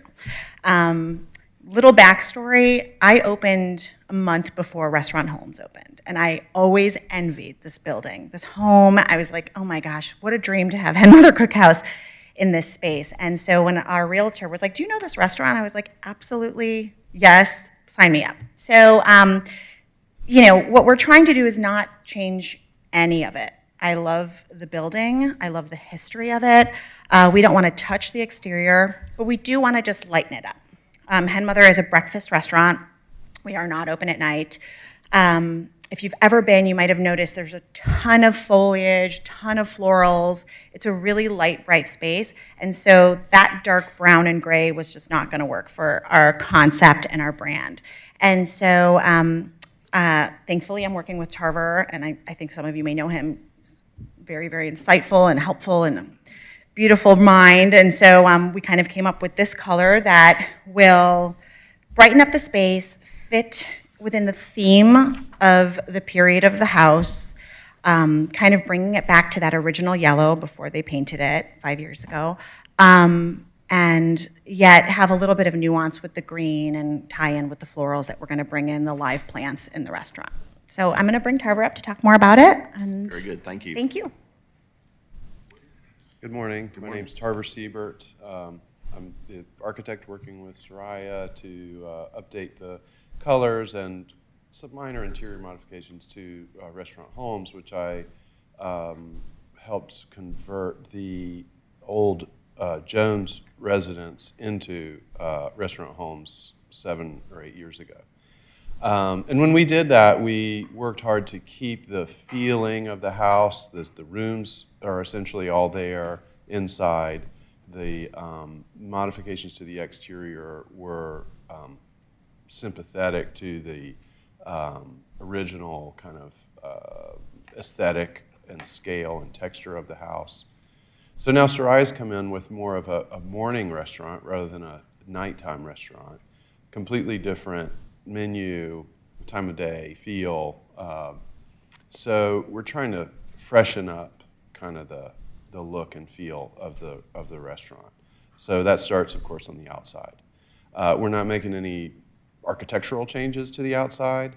They're really just these colors. And so I've got, on your screen, you see some rendered elevations, which I've also got paper copies here. And then, sorry, speaking into the microphone, I've also got samples here of the actual colors. And we painted a portion of the building. So I don't know if you did see that on your way in, but there's so this is an actual corner of the building that we painted. It's on the north. The building generally faces north, so you're kind of always in shadow. The south side faces the big tree. But I heard you mention in the last case, we'll say, something about whitewashing, and we were pretty aware of all the bright white buildings around. And so we really wanted it to be warmer than that. And so the white that we've chosen is really this kind of very warm white. And we've made it kind of especially warm, again, because the side that faces the street is always in shadow, cool light. So it's a very warm white. And then the green is giving some contrast to the trim, kind of highlighting the trim, which was a pretty typical color and color scheme for a Craftsman building. It was very similar to, I think the original, the Jones house, when we worked on it, was had white trim. So this is green trim, but it's a very typical kind of Craftsman color scheme. And it's lighter and brighter than what's there today, but it's also, yeah, it's just part of the kind of Craftsman color scheme. I could mention the signage as well. We have a signage package. and- Let's see real quick while we're on that, if anybody's got any questions Okay, about it. Yeah, good idea. So, yeah, we're looking at on our monitors right now, the 4 different exterior elevations. There were a couple questions, or there you go. Nice way to Look at that. transition, wow. He is on the ball. There were some things like the 4 inch by 4 inch wooden column and triple hung Little call-outs you've got call-outs. Is on that the from- thing there. Is that from your past presentation, or was that? No, these are items that are, I guess those are at the perimeter. So at some point, we closed in the, we added windows to the Yes. patio. And so there are some little details. The hardest part about that was reconciling the angled craftsman-style the tapered columns. columns with that. I think I thought that might have been a carryover from the Yeah. patio enclosure. It's not a change, right? It's not an architectural Not an change. architectural It's just a change. color change. And there, I think we were trying to call out just the fact that that little sliver is going to be painted the green The color. green color. Rather than because in our office, we were debating, do we paint it to match the window or green? And so we decided on the green color. Because to my mind, I wanted to keep the sense of that horizontal, that kind of stout column. So that kind of some. Okay, and you're not, the roof is a shingled roof. It's a cedar and shingle roof. You're not changing that, correct? That's correct. Okay. Can I see the board that had, where the, I mean, can I pass it around, like, look closer? I want to see the one that was already painted. Thank you. I had a couple of questions relating to the south elevation. So one thing I really appreciate about the building is how you define the base of it with the darker color and whatnot. But the south elevation, it's kind of much more vertical with the stone columns, and I see how you're trying to use the green to kind of go along with the material. Did you ever consider the water line or the low section as green on the south elevation?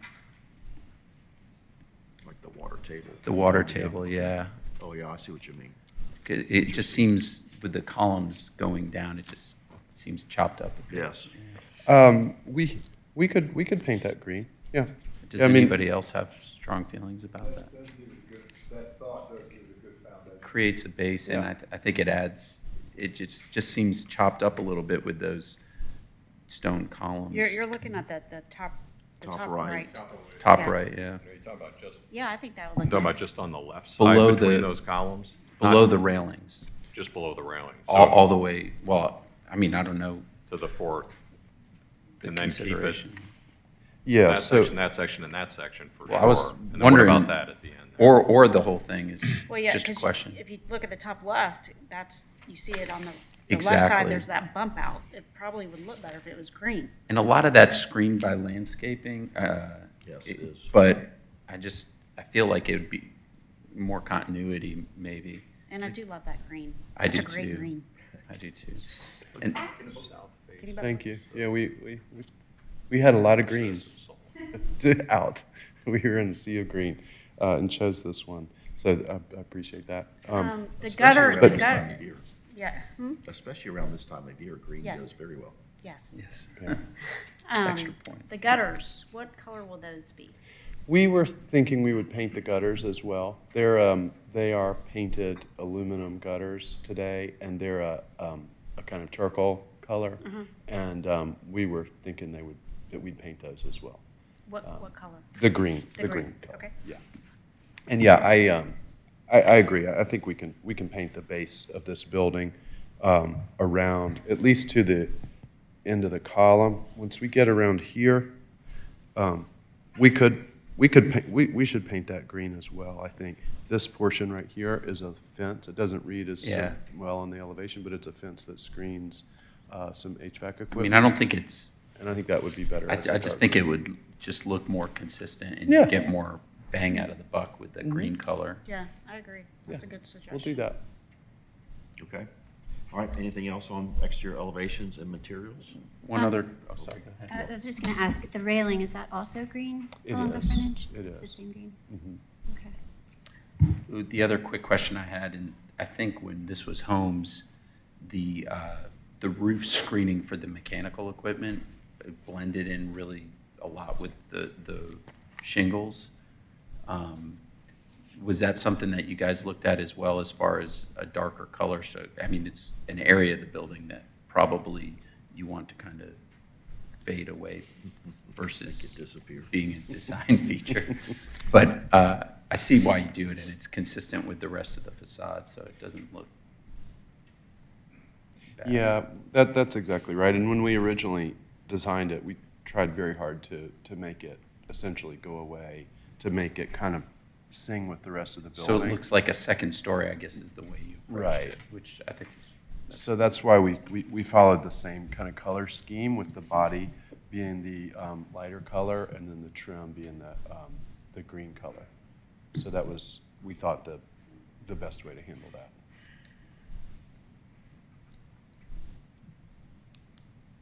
Okay, anything else on exterior elevations and materials? So let's talk about signage. Okay. Okay, good, thank you. We have a signage here. It is on the screen, and I don't know all the ins and outs of the signage in terms of every single material on there. I know that every bit of it follows so essentially, starting from the beginning, it's the old Holmes monument sign. So we've taken the Holmes piece off. We're painting the background, the color of the building, and then all the colors of the signage are also pulled from the building design scheme. The lighting of the sign, I think we've got some ground lights that are not really indicated in here, but the sign is not internally lit. It's just, lights shining on the signage. The medallion is taken from Henmother's logo, and these are all materials. The signage will be V-groove letters that are cut into the material, and then the Henmother logo will be protruding and set on the base that protrudes out. So the words around the top and the bottom will be carved into that semicircular logo. So that's the gist of that. And then on the building, that's a sign that is a background, and then the letters are cut out and applied. So they protrude 3/4 of an inch or so. And there are existing hook lights on the front of the building that will continue to shine light on the signage. We may need to add another hook light or relocate them because this sign is longer than the home sign was. So we would keep the hook lights on those vertical green pieces of trim. That's where those hook lights will. That elevation is a nice showcase for that sign, because the sign is distinctive, but it's integral into the building, instead of being something that appears to be applied to it. Yeah, it's kind of the sort of natural. The food is, there's kind of this natural theme in terms of the food is kind of natural, and the colors of the building are taken from nature, and then the sign is also relatively quiet, if you will. It's not a real bombastic theme or sign or color scheme, so that's sort of where that came from. Are you going to get enough wash on the sign with the two lights that are there, since it stretches out? I think you'll be. Well, that's the only concern we have. We think we may need to add a third, or it's on the screen now. So I think we might want to put the lights on the 3 vertical pieces of trim rather than the 2 lights that are there. Did you consider the possibility of stacking Henmother over Cookhouse, and within the 2 center wood frame area? We could do that, but the rest of their logos are kind of spelled Okay. out. But and also Yeah, you don't wanna do there's that the then. width of that triangle, and so we kind of like how it sort of fills up the base of that triangle. Yeah, I agree. Because you've got the the windows and then the signage kind of steps out. So there's a kind of proportionality there that we kind of liked. I like the sign. The only thing, my first thought looking at it was it felt like it needed a little more frame on it. That was the only thing that stood out to me. Just, you got that white outline. It just felt like, not a lot, because I know you're trying to keep it kind of subtle, but so it's not a, not a hard stopping point for me. It was just my first reaction was it felt like it needed a little bit more of an outline or a frame. If anything, to keep with the gable, the triangular gable structure, you'd almost want to stretch the sign out a little bit longer, just, but I think you're at your limits. I don't have any problems with the sign. I think it gives it some good character.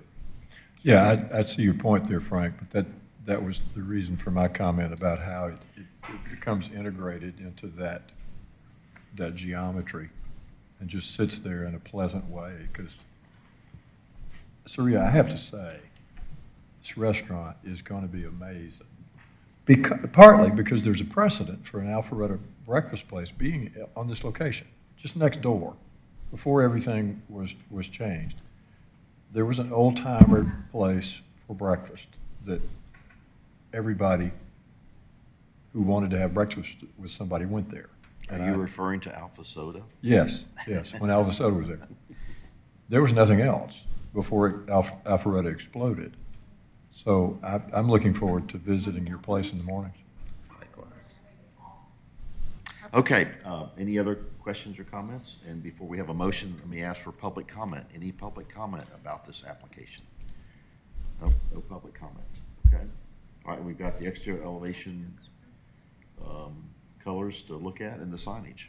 So if somebody wants to step up and. Mr. Chairman, regarding DRB 240014, Hen Mother Cookhouse at 50 South Main Street, I'd like to make a motion to approve the exterior design and signage with the following condition. Applicant will revise the color of the water table on the south elevation and other areas as needed to the Kenny Bunkport green with final approval by staff. And a motion. Second. Okay, we have a motion by Mr. Rowan, a second by Ms. Palmer. Although I'll give credit to Mr. Owens too, but if I can give you the third. How about the third? All right, so we have a motion by Mr. Rowan, second by Ms. Palmer. Any questions or comments about the motion on the floor? There being none, I'll call for a vote. All in favor of the motion, please raise your hand. 1, 2, 3, 4, 5, 6, 7. All opposed? No opposition. Motion passes 7-0. Thank you for your time this morning. Thank you. Be a perfect morning to open a restaurant, breakfast restaurant. Wasn't, Okay. didn't, Oh, that's right. You're right. That was the other one. Doctors. Yes, probably almost on top of. Okay. Yes, Holly, we did become doctors. Very good. All right. Our next applicant this morning is the Providence Group.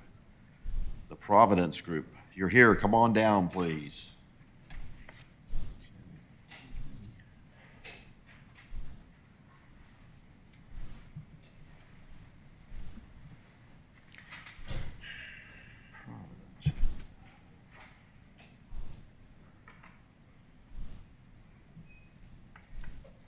Okay.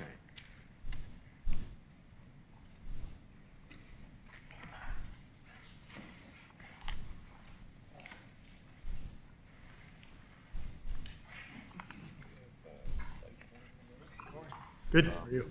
I was gonna ask. That's a good question.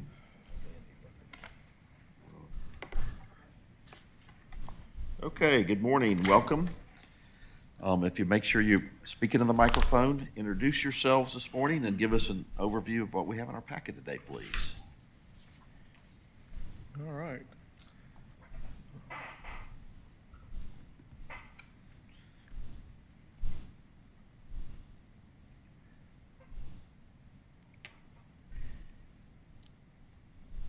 All right. Good morning. I'm Clint Walters with the Providence Group.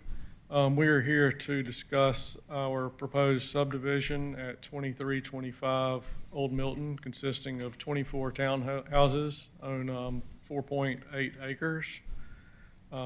Here with me, I have Lisa Murphy, also with the Providence Group. She'll speak with the on the architecture, and I'll play Vanna holding up samples. And I've got Joe Price with PEC Plus. He can answer any landscape and design questions. Okay.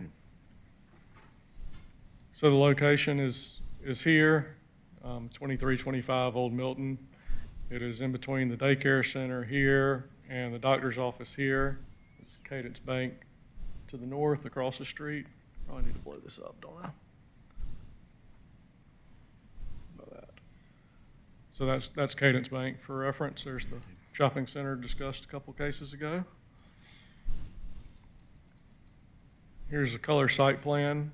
So we've got 24 rear entry townhome units on the front, call it half of the site, with stream buffer and natural area on the south side.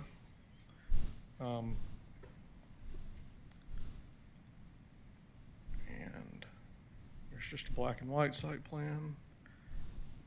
Would y'all like to get into the architecture or the landscaping? Let's just, let's stay with the site plan just a minute. Sure. And, now that we're oriented, looks like there's one access in and out. Is there stormwater detention? Where is it? Correct. There's one access Okay. in and out here on Old Milton. We've got a stormwater pond here. Okay. You know, as I said briefly, this is all stream buffer. We are proposing some pervious natural material type walking trails and a seating area back here. But yeah, really, it's a fairly simple little site plan. Looks like It does step down from north to south, so these are buried units, so 2 stories on the front, 3 on the back. These are slab, 3-story slab out of the ground. These are 2 buried units, 2-story, facing 3-story, stepping down, and then this is a slab building. And then how about, like, for instance, where is refuge or trash picked up, or how is that handled? So trash will be picked up in the community with, they'll keep their cans in their garages. Okay, so they'll wheel them out on trash day and Yes, sir. they get picked Just- up or whatever? yes, sir. Okay, very good. And then what's the significance, for instance, as you zoom in a little bit on this site plan, it looks like you've got towards the rear of your community, you've got some hashed areas or some, oops. Sorry. That's all right. I'll let you get. Let's see. Where's my dadgummit. I'm not driving very good today. So Whoa. you're talking about these. You're talking about these gray lines. Keep up a little bit. It looks like maybe it's for visitor or guest parking, or it's, Oh. maybe it's a pervious. Oh, so there are some pervious pavers back Okay. here and some guest parking and the mail kiosk here. Okay, so that's, all right, very good. In general, does the site slope from Old Milton? Yeah, towards yes, sir, there? yes, sir. What's the differentiation from street to back of site level as far as grade? From where, I'm sorry? From street level at the entrance, maybe to the back of the site, is the grade difference roughly? Bear with me just. I mean, you don't have to stop the show for that right in this second. Yeah, it may be on the site plan. Let me see. Just to the back of where the buildings are. Well, Old Milton,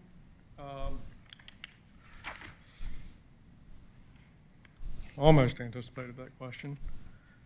So up here at the corner of the up in this area, if you can see the cursor, is a 1092.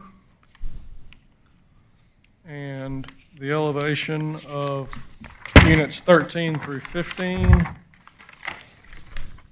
A 16-foot is difference 1078. to the back of the What's back not- of the parking is a 16-foot difference. the 1092, the entrance. And then if we go to the very back of the building, we've got a 1077.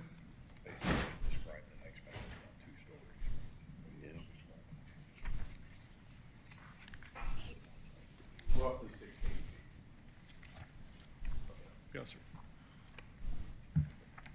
Which corresponds with us having two rows of basements to break that 16-foot grade. Yeah.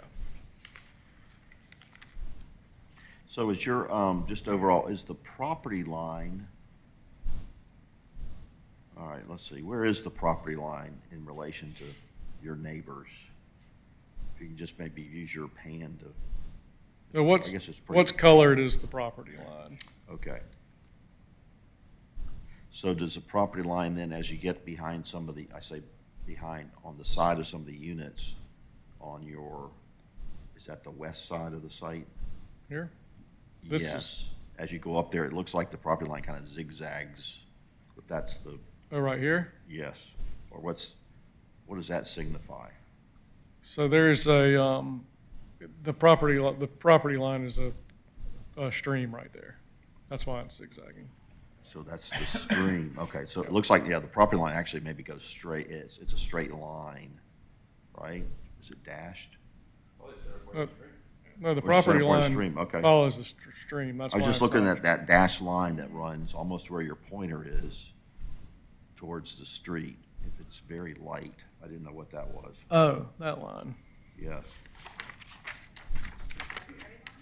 No, it's a black dashed line.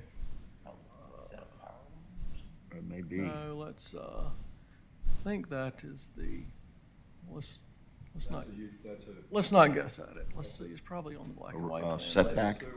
That's the sewer easement. Yes, sir. Okay. All right. Okay, looks like I see, now I see, when you did that, there was a concrete foundation wall or something. There, it's in a rectangular box to the left. Here?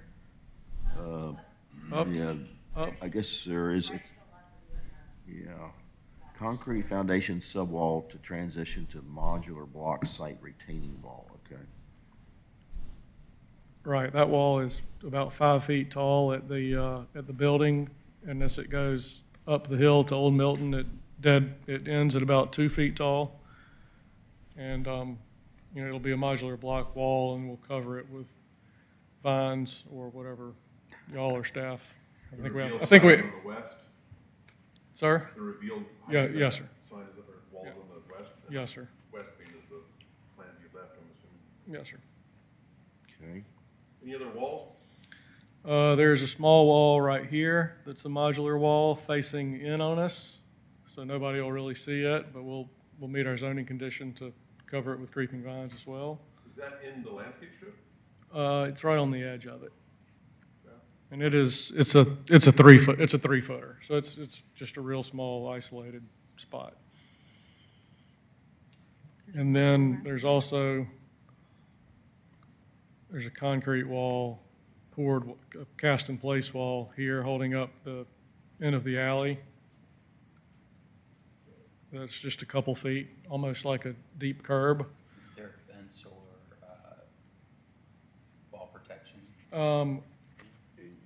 Yeah, I don't think there has to be since it's only 2 feet tall, but if it's required, we'll obviously do it. Okay.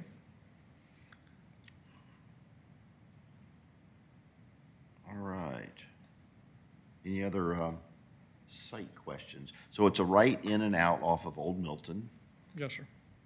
And I guess you've got a decel lane there that you're creating. Yes, sir. All right. And, all right, crosswalk. Okay. The striping along the right in, right out, is that all DOT standard requirements as far as how that all, it just seems kind of. Yeah, I mean, this is, Old Milton's a state route, so we have a DOT permit submitted. Can we make sure we don't get their DOT wall either? sorry. Talking about the one on Highway 9? Yes. I don't want that either. Are we approving the site plan today? I think so. I think city council. I think it's been approved by city council. Okay. Council did it? All right, well, this is a good help refresher for us to get oriented and stuff. Yeah, no, it's worthwhile to look at it. I was just curious if we were doing approval. I thought I was trying to find the city council minutes. Printed those out. All right, there we go. So I think there was only maybe one key item that Design Review Board had to review We for got city council. architecture and materials there at number 2. Yes, and speaking of that, it says required to comply with the downtown consultant's comments. So has Andy reviewed? Did he have any comments?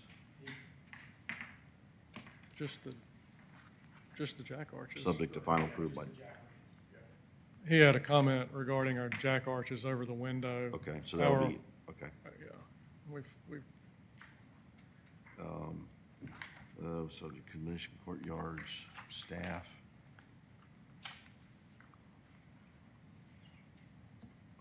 Sidewalk, streets, alleys, and sidewalks, internal sites shall be developed and depicted on site plans prepared by PEC, revised, with final approval by staff, okay. Maintained by HOA. I'm looking to see if there's anything else on here that has deep. Yeah, something item number 10 there. Is that, or we should be looking at because it's a condition, but it is approved by DRB. So who's approving that stuff, right? Item number 10 there. Usually that comes to DRB. It says as approved by staff. 10 does? Yes, Oh, it does? yes. Yeah, I noticed most of the landscaping stuff in here said approved by staff, all the comments. Yeah. The landscape strip, the buffer, the entrance, the vines, The fences. fences, it all says approved by staff. Okay, so the real key one then looks like item number 2, city council condition number 2, that has design review board in it, DRB. So who's controlling this? I'm just going to go back to that condition number 2, just to read through it again. While I'm clicking by it, Okay. you asked about the monument sign. We're proposing a ruble, granite Oh, ruble. I was talking about there's a condition in there for a low wall or columns. I wasn't specifically asking about the monument sign. Okay, so it sounds like we're really just, I mean, it was a good recap of the site plan, but we're really just looking at exterior elevations and materials for the townhomes. All right. All right, walk us through. Looks like we got different schemes here. And I thought it was like 1 through 7, but now it's A, B, and C. Well, it was 1, 2, and 7, and I didn't think that made much common sense, so we changed it. Okay, all right. I'm going to bring Lisa Murphy up here to walk through this part, and I'll be assisting. Okay, very good. All right. All right. Thank you very much. My name is Lisa Murphy. I'm with the Providence Group. Are you all familiar with our Thompson Street location here, Towns on Thompson? Pretend like we're not. Okay. This product is the same plans that are fronting Thompson Street, so if you actually wanted to see them in reality, they're actually constructed right down the street. So we're taking that same townhome product and we're building it over at the old Milton site. So you want to pull out change this and get the pictures.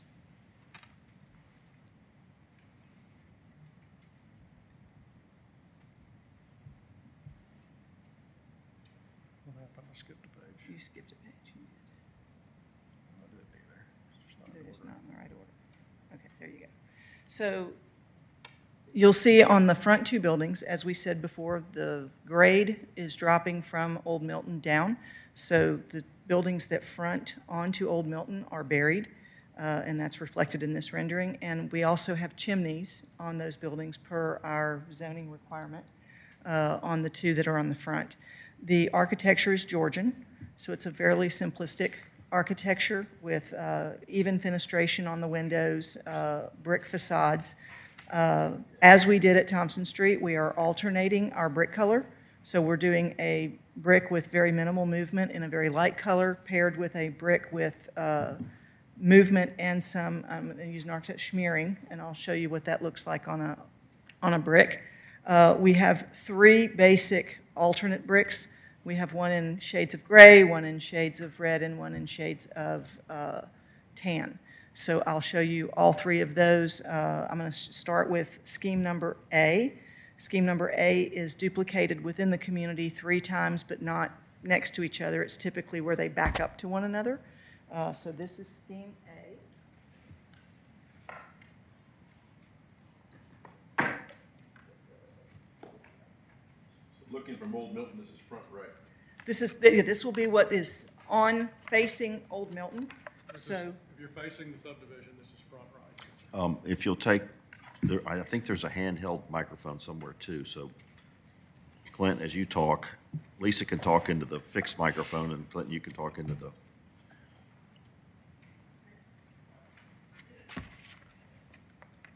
okay. Can you see this? Yeah, kind of. Why don't you just talk about it, and then you can pass that around? Okay. Or use it as a prop. Okay, so there are 3 schemes.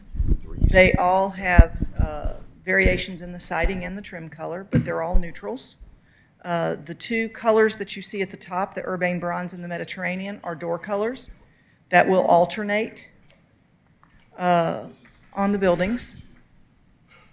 Scheme A is mosswood brick paired with Avondale, and that's what you see reflected in the rendering that you see here.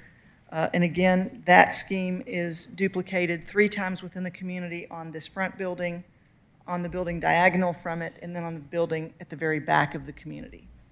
And it's on you have a site plan that shows where scheme A is occurring within the community. Do you want to flip them? Yeah, flip them. Okay. So on buildings 1 through 4.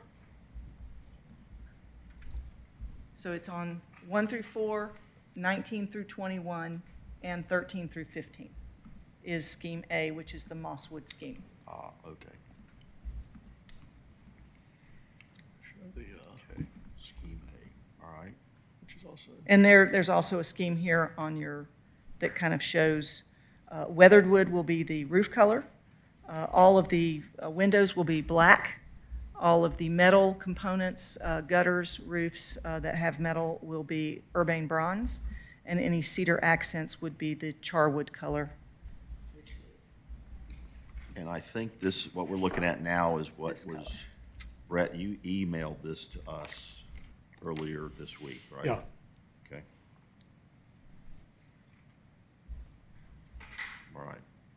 So that's scheme A. That's scheme A. And just front doors alternate between those 2 They colors alternate from- between those 2 colors, correct. between- okay. And you can see it on the rendering. You can see where the blue, Yep. get me back to the rendering. Urbane Bronze doors and then the blue doors as shown. Okay. So, see those colors, those are So- the door colors at Right. the top. So if I'm somebody coming in and want to buy one of these townhomes, and say, I don't like the Urbane Bronze color for my front door or whatever, what happens? You will get an Urbane, you need to learn to love Urbane Bronze. Okay. Because we preset all of our exteriors when we do townhomes, because we want to have a consistency throughout the neighborhood. So we do not allow people to change the exterior. They can't even change the lighting fixtures. Nothing on the exterior can be altered once we've determined what the exteriors are going to be.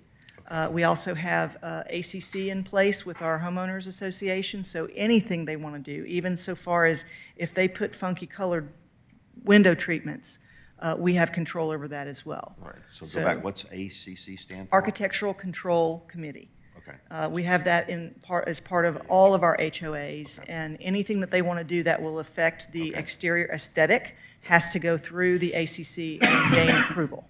Who's responsible for exterior maintenance going forward? The HOA. The HOA. Mhm. We maintain both the architecture, the building, the roof, the landscaping, through the HOA. Through the HOA. Mhm. Very good. I like the character of Scheme A. For instance, the jack arches above the windows. Mhm. How are they? Have you detailed that out? We have detailed that out. It is actually historically accurate. We're basing this on buildings that we've seen in Boston and Savannah and other areas that And are it's a true historically jack accurate. It's a arch. true jack arch. Because okay. And you're controlled on the size of it by the size of your brick, right? Right. So there is a break in that jack arch. Can you zoom in on that? I guess, yeah. Bricks are 8 inches. These are 10-inch jack arches. So you will see a slight break where we're pulling in the other brick. But this is, again, accurate to historic buildings. Because a true jack arch you start with a full brick in the center, and then each brick, as you go out, changes a little bit. Correct. So there's some great, takes a great mason. Can you do it? Yeah, there you go. Zoom in on that. Yes, because that center soldier, well, is it a sailor or a soldier? I'm looking at my other architectural. Well, it's a soldier up and down. Yes. I can't get this thing to work. Both stand. It depends on which face you're looking at on the brick. This is the curving one, and then there's the one above the windows. All right, let's see. Can you get down at all on those? Or even? All right, guys, I think you're close enough. Up here? Yeah. Okay, well, that's a lot of extra work, but it gives it a lot of character. It is, and again, when you're dealing with Georgian architecture, there's such little ornamentation that all the details matter. Yes. When you're executing that. It looks like you did the same thing on Towns on Thompson. We did, exactly. Okay, good. And then you can also see in the rear of this porch on this picture, you can see that we put, as at the request of your architect, your downtown consultant, we added that trim detail for duplicating the column. It's a half column on the back. Oh, So on the second story there. Correct, Okay. on that porch. Okay. He asked us to add a column there, so we've added that column. So it mimics the front columns against Got it. Okay. the house itself. Like a pilaster. Yes. Okay. Correct. Very good. That's a good, All right. yeah, let's see, just stay there a minute, zoomed Mm-hmm. in. Okay. And so this is the front door of the unit, for instance, that we're looking at on the first floor. That's their main correct. front door. Okay. Mhm. All right. Story, very good. And then, but for instance, the unit, I forgot what numbers, 1 through 4? This is 1 through 4 that you're looking at. Okay, well, so Oh, we did? one of them will We have, got off 1 through won't they 4? have a Sorry. chimney? Will there be a chimney The one with the there? chimney. This one is actually behind. This is a 3-unit building that sits Oh, got behind it. that. That is actually 19 through 21 you were looking Got at. it. 1 through 4 will have a chimney, and 22 through 24 will have a chimney. Okay, so the one we were just looking at before this, got it, we were looking towards Old Milton Parkway. Correct. This one looks towards Old Milton Parkway. The 1 Yes. through 4 sits on the street towards Old Milton. It's a buried unit due to topography. The one you were looking at before is a terrace entry. It's a slab with a terrace entry. And there's Old Milton Parkway is, That's behind it. So you can kind of see the road going up behind it and the chimney on the unit behind it. right, okay. Where's the AC unit? The AC units go in the back. There's a landscape strip in between the driveways, and they typically fit right in that space behind the unit. They have little posts to protect them and all that. Yes. We have a bollard there that keeps them from getting dinked up. So is the, I'll say it looks like there's, in the gabled area, you've got that half-moon window. Mm-hmm. Is that an attic space? There is an attic space there, but it's not. It's just accessible through a pull-down stair. Okay, and what's that, is that a piece of clear glass, or is it frosted? or- It's a window, correct. It's a window, so you're looking in. But from the street, you'll never be able to see inside of that. At the elevation and height that's at, you can't see inside of it. You'll never be directly looking into it because you'll always be looking up. Until your neighbor leaves his attic light on all night. vents and that sort of thing, they all going to be on the back side of the, I'm sorry, the any what? roof venting, plumbing vents, that kind of thing? It's All ridge the- vented. It's So what? they're in the ridge of the roof line. Means for the toilet stacks. plumbing. Oh, the Plumbing plumbing vents. Yeah, VTRs. they'll typically always be in the back. We wouldn't want any of them to That's what I front. think, right, on the- backside for. Correct. And then on the side of the units, you'll have your electric boxes and that sort of thing for the building. Riser rooms will be on the side. I don't know in this building if it's on, I believe it's on the, not on the road side, but it's on the other side. Yeah, but like on this building, which side would be the backside? On this building, you're looking at the front. So when you're coming into the community down that hill, you would be looking at the back of the unit there so is that that- they that back where up to you each put other. the plumbing vents on that side? I'm just thinking of visibility from. They're going to be on the rear of, they're going to be on the rear, correct. We don't want them to be on the front elevation. So any the- plumbing, any venting and plumbing and would be on the back of The the side house. opposite, The front door. the front door, the street, right? Good. So we're trying to figure out in this building, if you put them on technically what's the back of this building, that roof line is facing Old Milton. That's right, yeah. All right, that's why we're thinking about, now it might be blocked pretty good by the building. Right, it's facing Old Milton, but it's going to sit down. Down, it's gonna sit because down. of the way that the topography works. So you're probably not going to have a lot of visibility of that roof line from the street just because of how the topography works. How do you handle, like your washing machine and dryer? So you got a dryer vent. Where's that going? It'll go off the back. Off the back. It'll be in the, any venting that we have is going to be on the rear of the unit, not on the front of the unit. Okay, and it'd be in the wall or it's gotta be in the wall. I would have to look at the Which floor plan. Which to- floor are they on? Yeah, they're on the second floor. Okay. So typically, they're going to go up into the floor system and go out the back, just below the roof line, on the rear elevation. And So it's they're a on- vent all about right. this big. So they're, so they're Yeah. on the second floor. Usually they go down, probably, I guess you can go down. Down would be easier, right? Well, typically, we vent and you'll go up and out, or you can go down and out. I would have to look at higher the better. our vent system to see whether they're going down or The shorter up. the better. Yeah. All right. But all that stuff is on the backside of, the garage side is the backside of the building. Correct. So that's where, right. And we also have a sunroom, you also have a That's right. sunroom and a deck. No backs or fronts. You also have a sunroom and a deck that come off the back.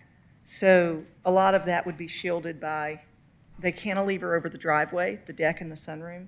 So they would be hidden tucked up under underneath. that space. So you would have to actually be standing in the driveway to look up at it. Okay, very good. And then how about any exterior wall lighting, wall packs, sconces, or anything like that? Those are going to, if you look at the site, those are going to be, on the ones that have a porch, they're going to be up in the porch. It's going to be just a flush mounted Okay. light up underneath that porch area where you see on this elevation on that middle unit and over here. So it's just going to be a downlight at the porch. How about your And front door? At the front door, again, it's going to be a porch light that's just going to be, it's still- it's just okay. going to be flush up underneath there. It's not something you're going to see. Okay. And none of the units without chimneys have fireplaces, like a gas fireplace? that They you do could have a linear ventless fireplace. So where do those vents go?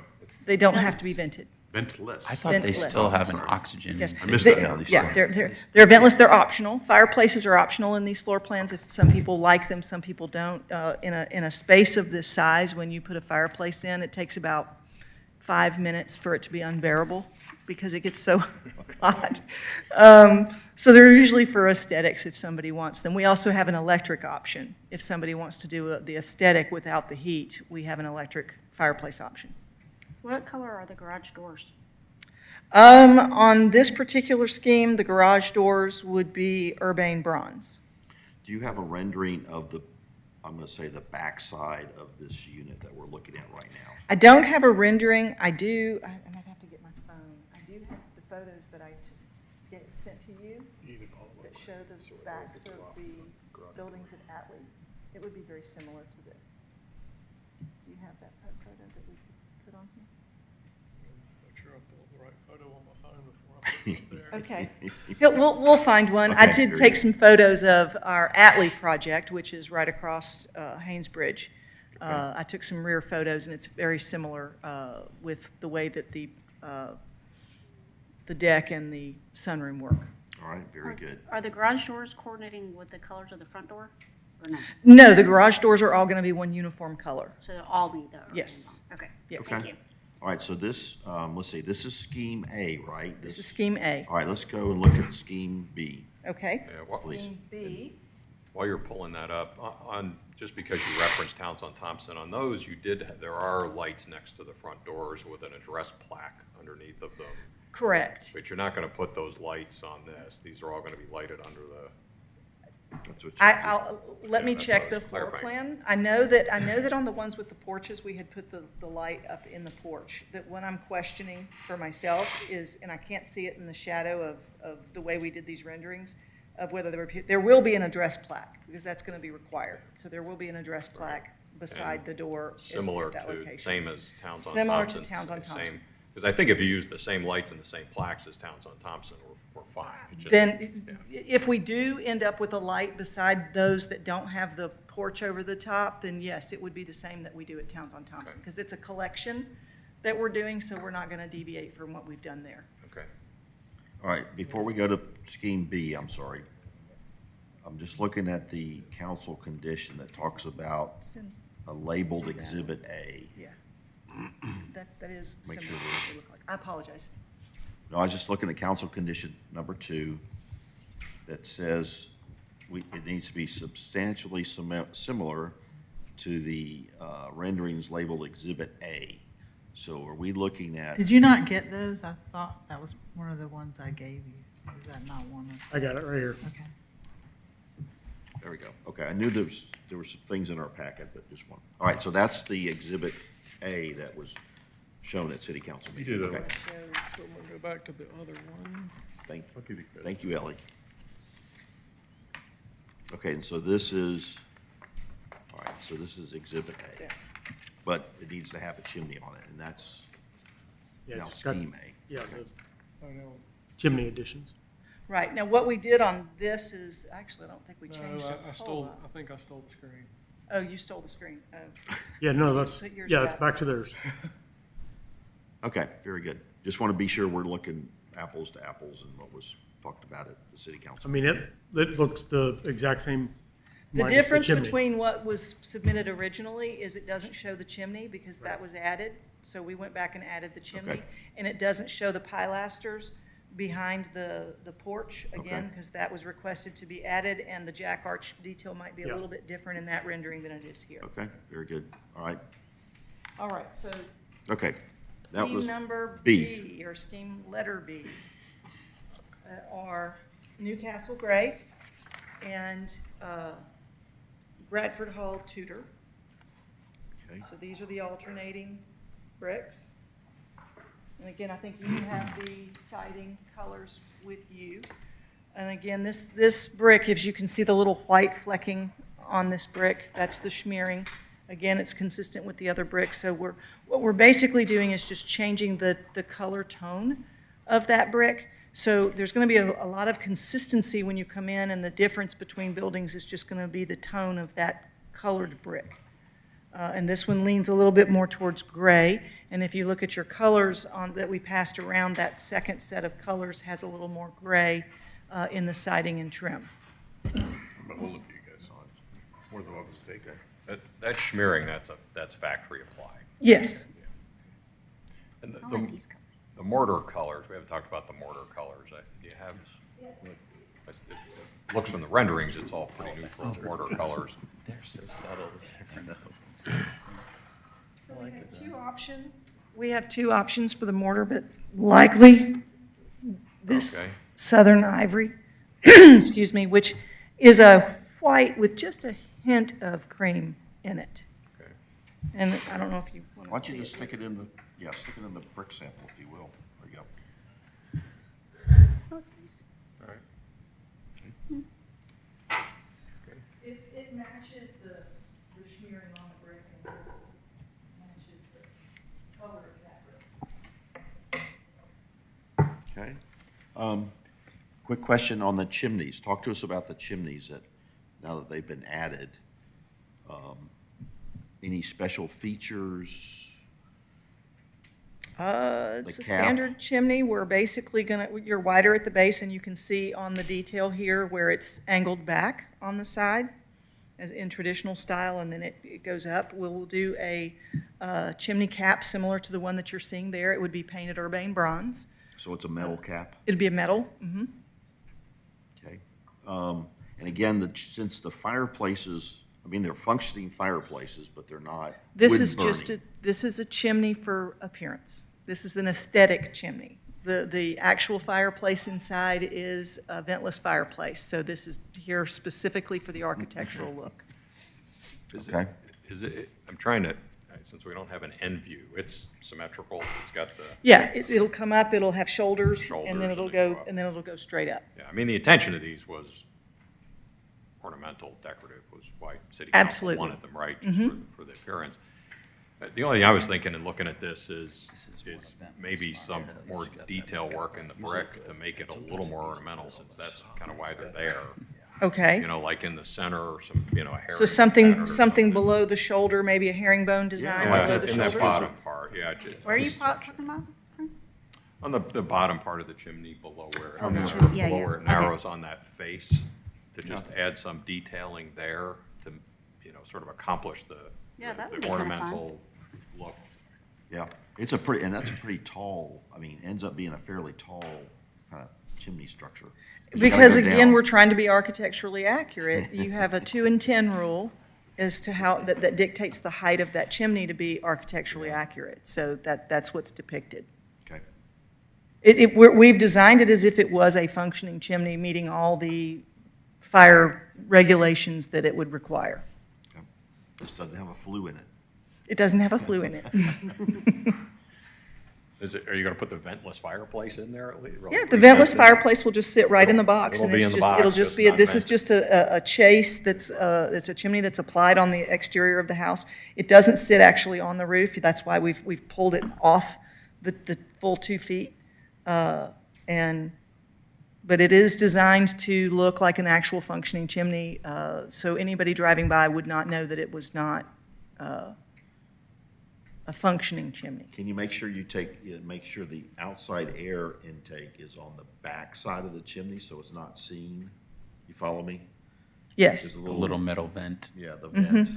Well, there actually won't be a vent. Nothing? There's No. gotta be some, there's gotta be usually some an air fresh intake. It's a ventless fireplace. Right. So they don't.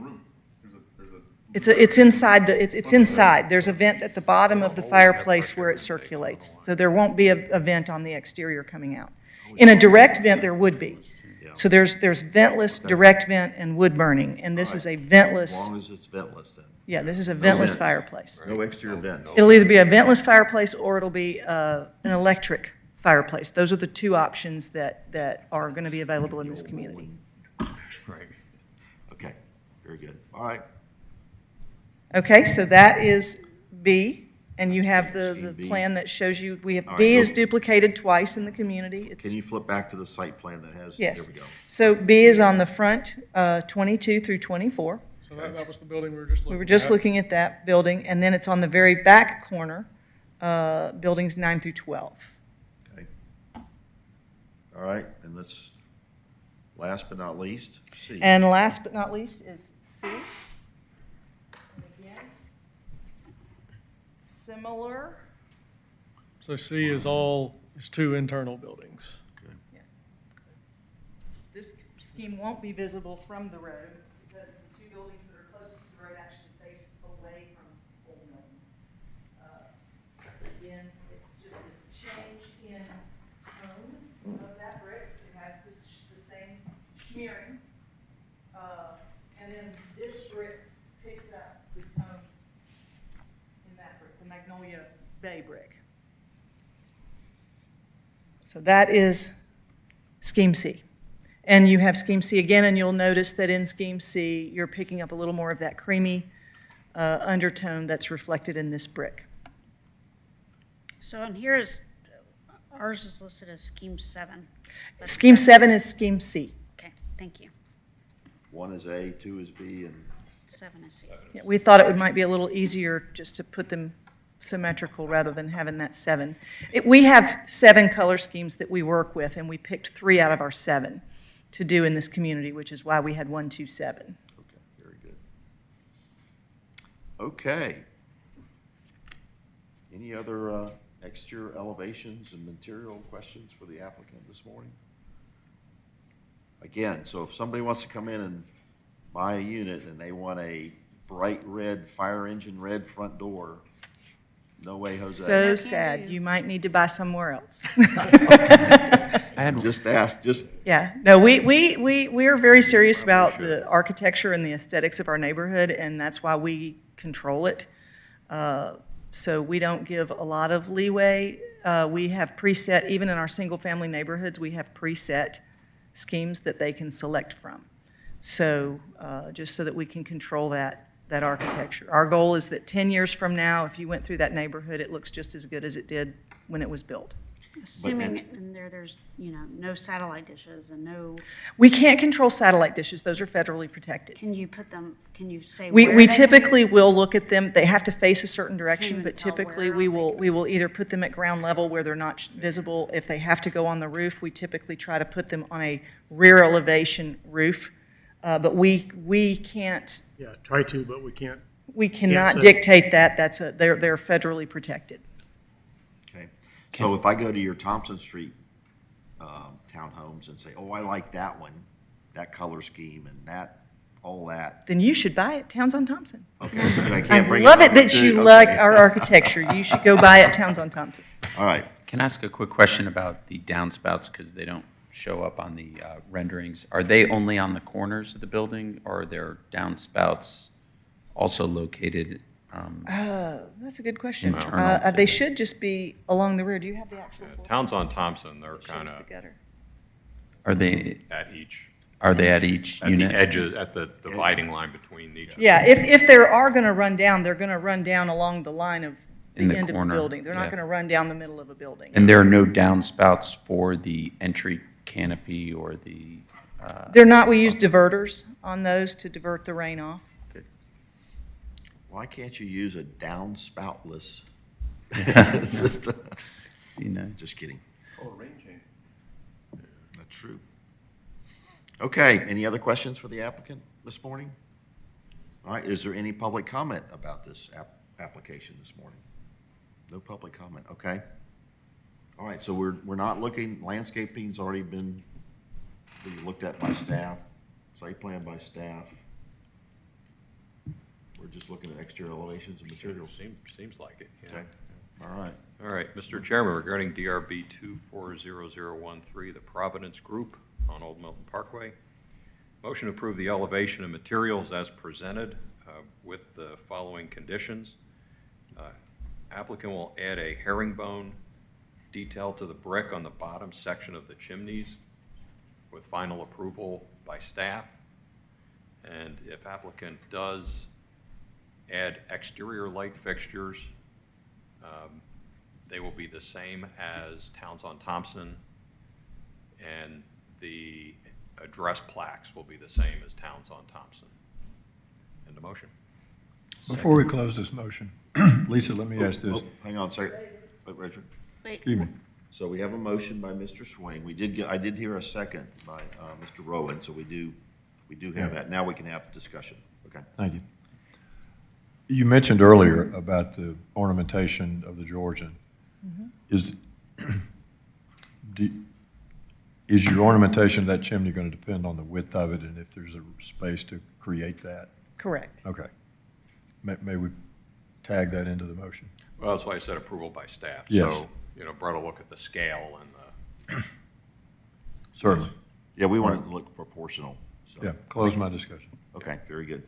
All right, thank you for that, Richard. All right, any other comments or questions about the motion? There being none, I'll call for a vote. All in favor of the motion, please raise your hand. 1, 2, 3, 4, 5, 6, 7. All opposed, no opposition. Motion passes 7-0. Thank you. Very good. All right, thank you for your time this morning. Appreciate it. Thanks for being prepared with all your samples. And here's your other sample board up here too, Clint or Lisa. Thank you. Okay. 11:25. Our next applicant this morning, and I'll stall a little bit to let Providence get out, is going to be Chick-fil-A. You're here. Come on down, please. Come on up. Okay, we go do that. Okay. Very good. Yes. In fact, while you're setting up, a couple members are going to go get their coffee cups refilled, so. Do you want to take a break before Chick-fil-A, or? Yeah, I let's mean, take a 5-minute recess, please. Sorry. I'll give them time to set up. 5-minute recess.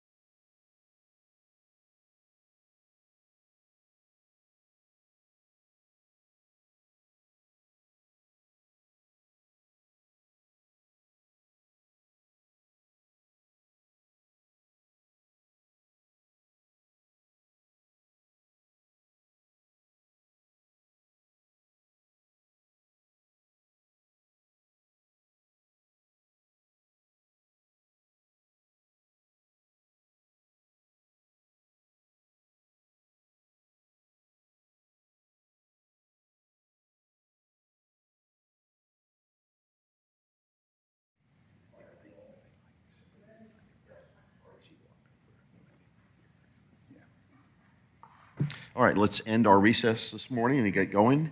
Our next and final applicant this morning is Chick-fil-A, so welcome. Good morning. Speak into the microphone, if you will. Introduce yourselves and review what we have in our packet today, please. Thank you. We're here to talk about the Chick-fil-A. My name is Brooke Sherrard. I'm the architect of record on the project. We also have Jason Toole, who's the civil engineer on the project, and she is here from Manly in case there's some questions related to the landscape design. Okay, very good. The project is a scrape and rebuild of the existing quick-serve Chick-fil-A restaurant on 4285 State Bridge Road, and we're basically going to go over the site plan, the landscape plan, site lighting, signage, building lighting, floor plan, extra materials, the elevations, sightline diagrams, and a few concept renderings. So, okay. So like you said, I'm Jason Toole with CPH. We're the civil engineer of record as well. I'm actually going to back up a couple of slides just to start you off here. You can see, can you see my cursor on there? Okay, well, it's fine. Well, just left of the red circle there, there's you see a lot of tree cover. So that is actually part of our site plan as well. That's all going to stay. So I think everybody's aware of that, but just wanted everyone to know. So that I'll show you that on the site plan as well. But as you can see in the site plan, there is that existing road that runs behind us. All that area to the left of that, to the west, would be existing landscaping that will remain. Site plan wise, we are, if you're familiar with the site now, or essentially it's a building that sits in the middle of the site with a drive-through that wraps right around the building. What we're going to do is pull that building up closer to the roadway and make an isolated drive-through that would separate the parking from the drive-through. So it improves the distance for the stacking as well as separates it from the parking so you don't have that conflict point between pedestrians walking into the building and people coming into the drive-through. Okay, let's hold that site just there a minute and kind of talk about. So if you're ordering, I guess your pointer doesn't work though, does it? Or maybe it does. I was going to say, if you can tell me how Let's see if we get out. I was going to say, just show us the drive-through where you order, pick up, just to get us oriented to make sure we. No. Does that do it? That doesn't do it. Let me go back into. Oh, there, I can see a pointer now. Okay, now you can? Yes, or okay. Well, did. how do I Well, just get back out. Yeah, just exit out of that, and I'll just do it that way. Okay. All right. So, yeah, so if you can see it now, the order point is right here. So this is the order point canopy. Okay, so there's some sort of canopy there for. Correct. All right. Yeah, so that's the order point canopy, and then also over here, you typically have, on this end of the building is where the pickup is. Okay. And typically you would have a pickup canopy. Y'all may have seen those as well, but here it's going to be a porte-cochere, so it would be more like what's over, similar to North Point or some of the others, where it's actually a covered brick enclosed, not a typical canopy. And that second lane is a kind of a bypass lane, I guess, once you pick up your order or once your order is given to you. So actually, they will, in peak times, they will use both lanes. Both lanes can be used to serve food. So as part of this building, and Brooke can describe it better, but they actually, the window, so like a Tormax door, so it can operate where just the top opens and you have like a typical drive-through window, but the whole door can open and people can walk out and be serving food to both lanes. Okay. So in peak times, they would do that just to get people moving through faster so you don't have any problem with backup or, you know, typically that's usually the biggest complaint with Chick-fil-A is that you have people backing up or too long of a stack or something like that. So this just helps get people through faster. Avalon has one of those, right? The doors at the drive. I believe so. Avalon should. I know North, has a door. And I Have mean, you ever seen that, typically where they come out, like it opens up, like? I know, open I've seen it sesame? at North Point, Yeah. they'll Yeah. walk out. And Yeah. Avalon has one. And in non-peak times, it would stay shut and it would just be a window and they would pretty much just use the inside lane. Sometimes they would just take orders and they would merge them in. But in peak times, they would utilize They have both. staff with iPads that are taking your order in line and they're bringing the food out so that they're not really functioning as a typical drive-through where you're just at the window. They have many staff out there working to make sure that they can get the order. I guess I must be there at peak times because I've always had a person with an iPad. Unless you're really off hours, usually they have somebody. Now, one other thing I did want to point out, there used to be an access point right here into the center. And so originally when we had done it, we still had that, but that was just there were some concerns about the drive-through exiting right there, and if people were waiting to get out to then get to State Bridge, you could have some internal issues with traffic. So we have changed that. So now everything flows to that service road along the back. So everything enters and exits through that, which also, kind of helps the internal flow. We also made it one-way circulation inside the site just to make that easier as well, so it reduces conflict points. Okay, so if I want to come in and pick up my order inside or sit down and eat, I guess, that's the parking area, that internal parking area is where I would typically park. Correct. Right, if I want to drive. And then how about I'm just curious, where do the employees park? So the employees, typically we would make them, or suggest that they would have to park in the farthest away spaces. So they would be along the perimeter, and it would leave the ones along the front of the building, as well as this island here would be open for customers. Okay. The only, I would say where your exit is in the park, that particular area of the parking lot of that center is chaotic.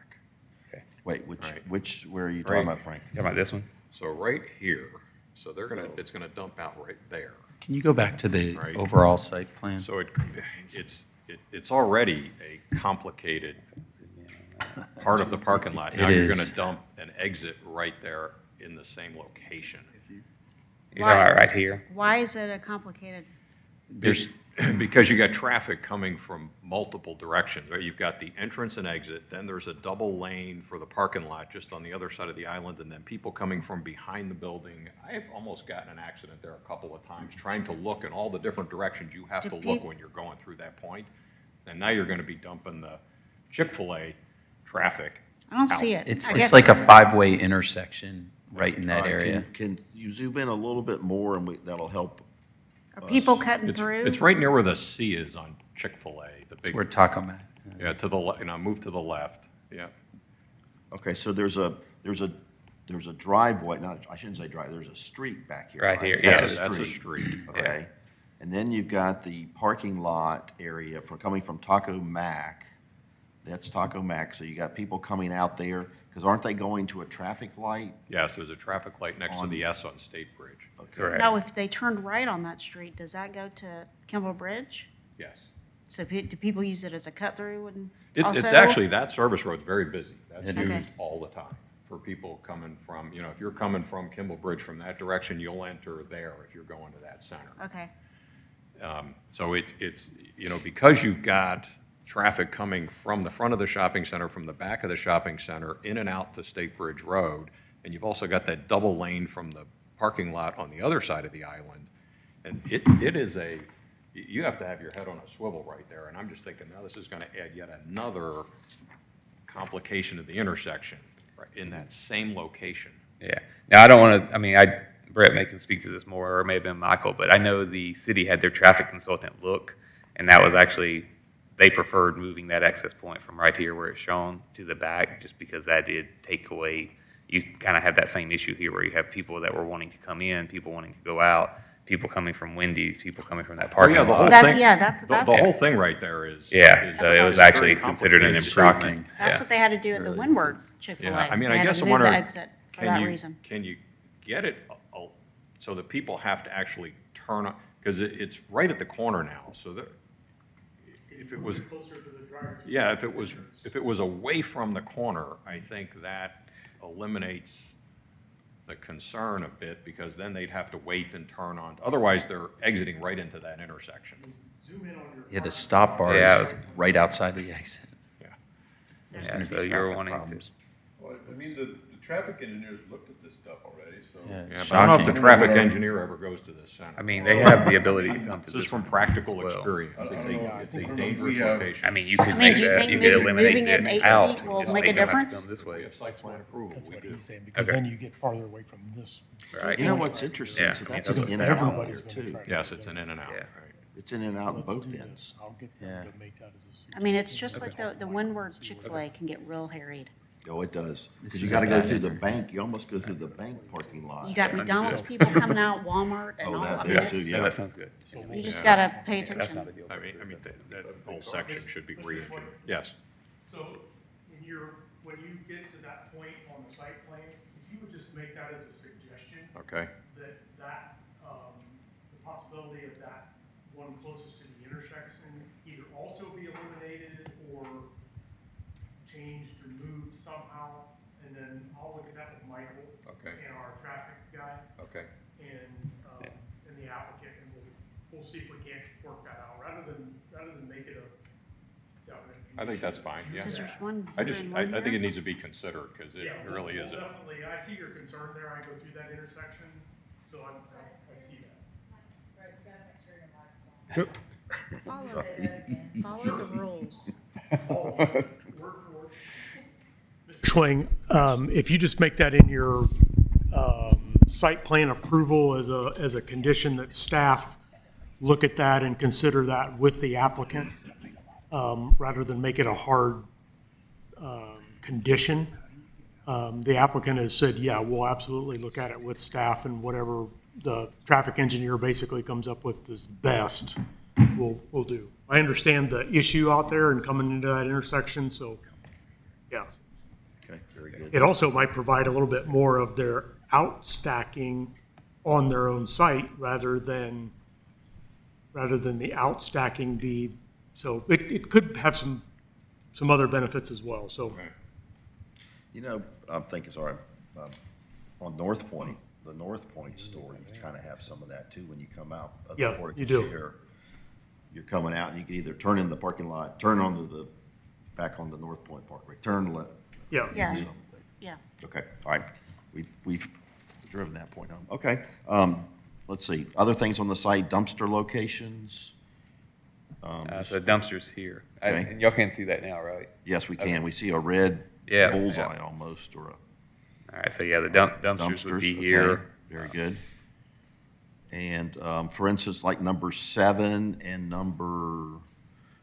the hexagon number 7 is a, You're talking about? Where is the number 7? oh, it's just a ramp. Oh, yes, Right yes, there. ADA It's just a ramp. handicap ramp, okay. Oh. Right here. Yeah, and then one of the requests was for outdoor seating, so there's outdoor seating area here. Okay, and the main entrance to your store is? Right here. There, okay, Yeah. very And good.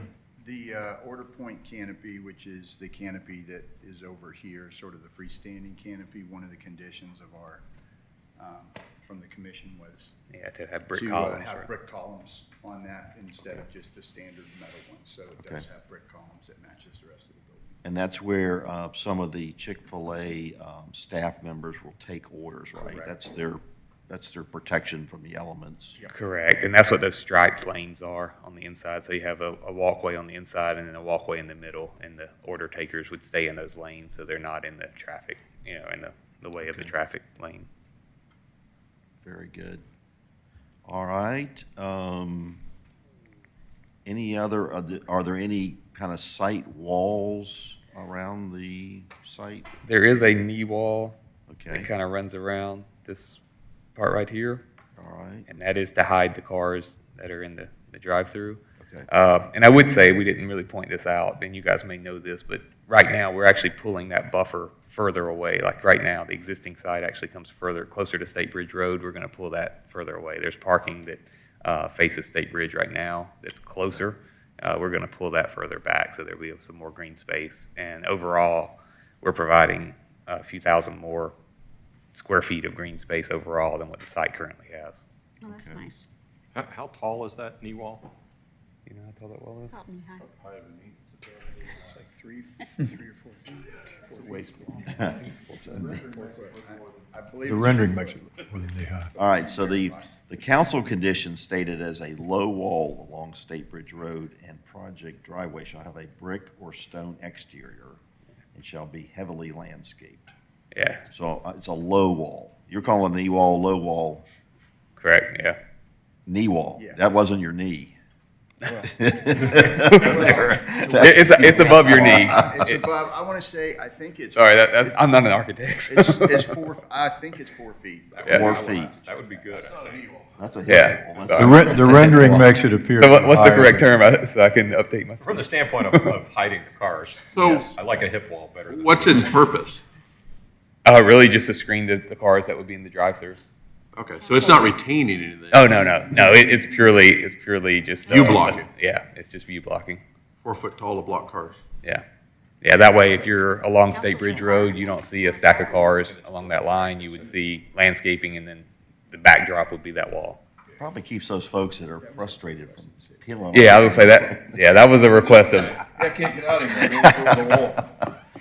Yeah, that was a city request to have that wall. So. Okay. All right, very good. Okay, any other kind of site items? Stormwater detention, I guess is it? So we'll work with staff on that. If there is any additional required over the master system, it would just be an underground storm system, so it would be nothing visible. It's all pretty much pervious pavement anyway, right? So, okay. All right. Let me add one side item that doesn't connect here, except for me to make a note that I'm grateful to see how Chick-fil-A is expanding their dine-in parking the way you have here and the way I've seen it recently in other places, because I'd rather sit down and eat than to drive through it.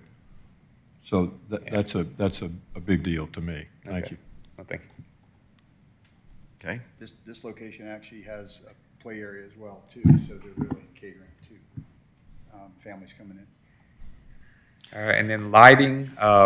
So we did go through a couple of iterations with staff. I kind of caught the very tail end of the workshop.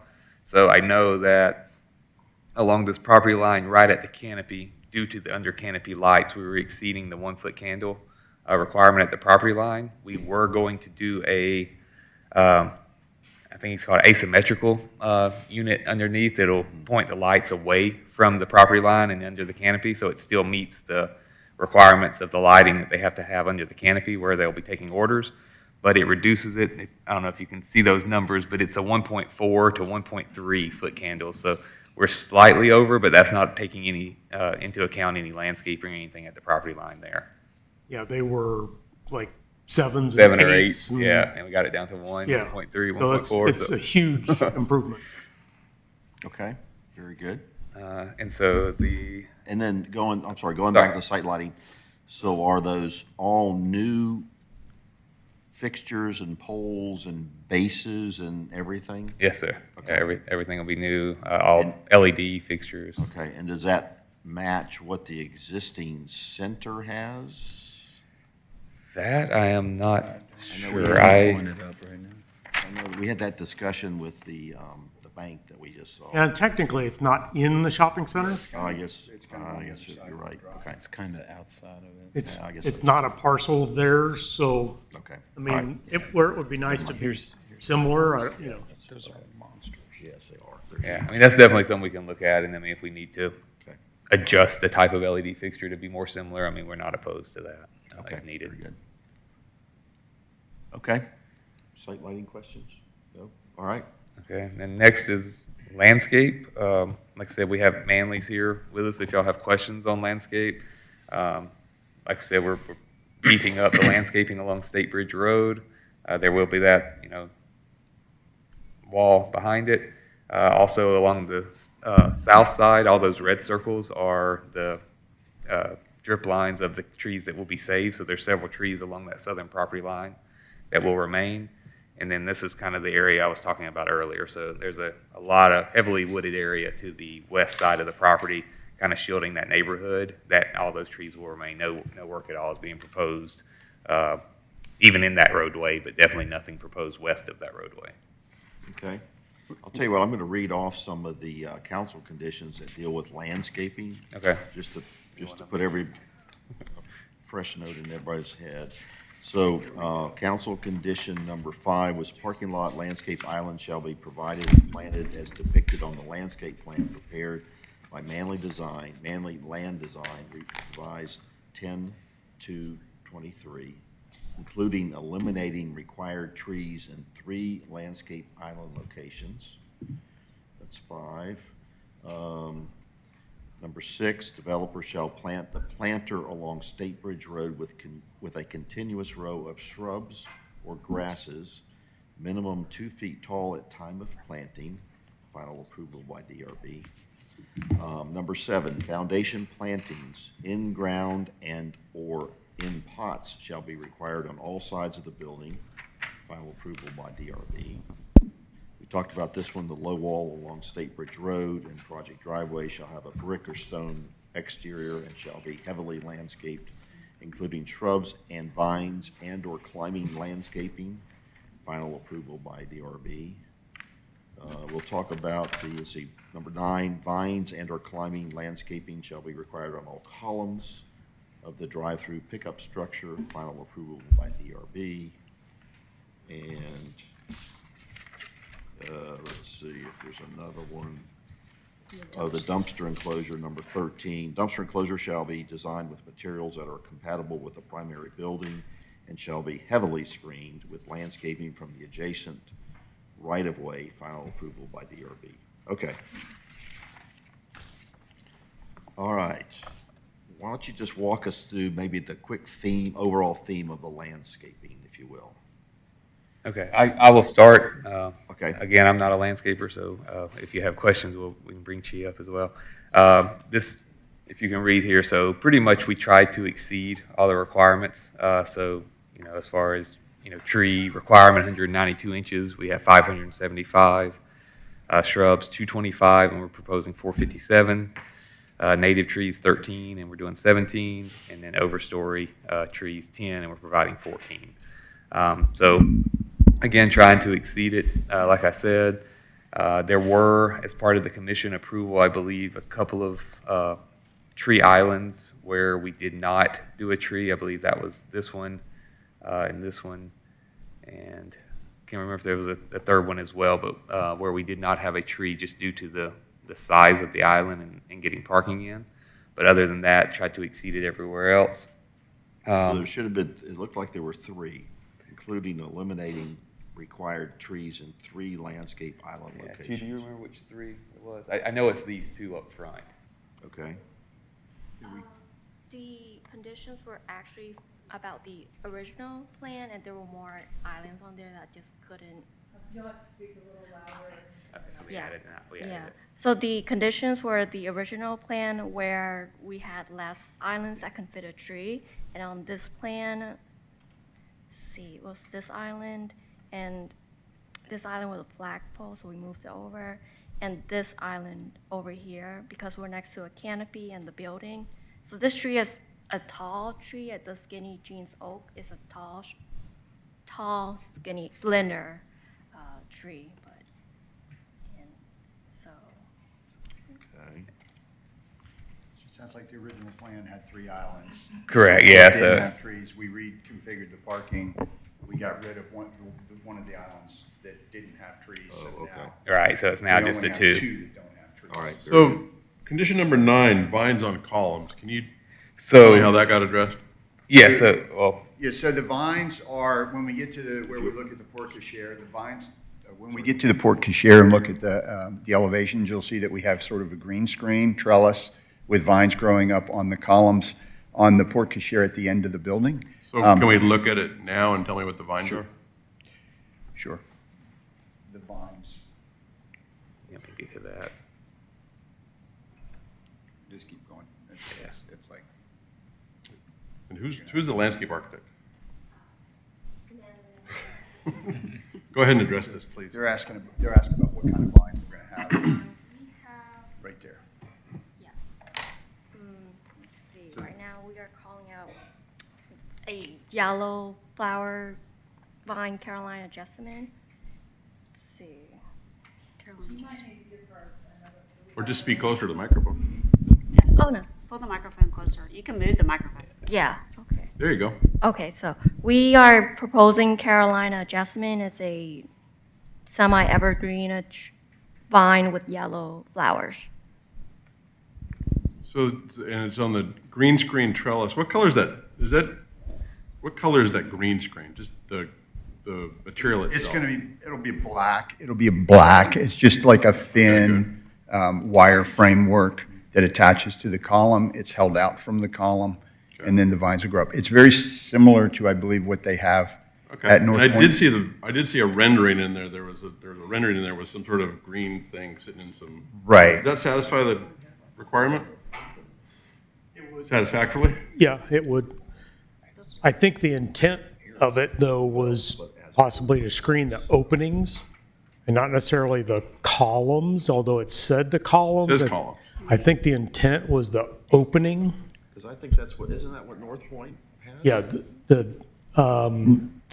North Point has it's on the columns as well. I think, I mean, I heard when you were doing your workshop and you were talking about this issue and about the openings.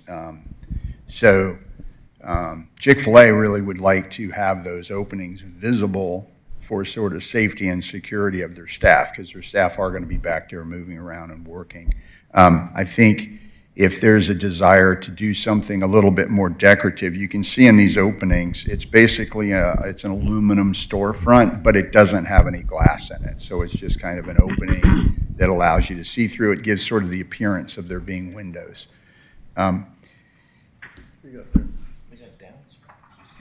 If we were to, we could come up with maybe some other sort of decorative treatment of that opening.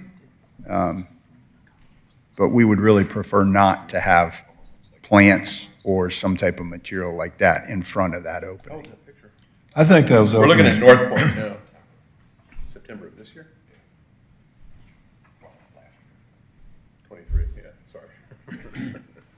I think those openings can work well because generally it's not highly lighted under there. So you're looking at the grid and not at something that's behind it.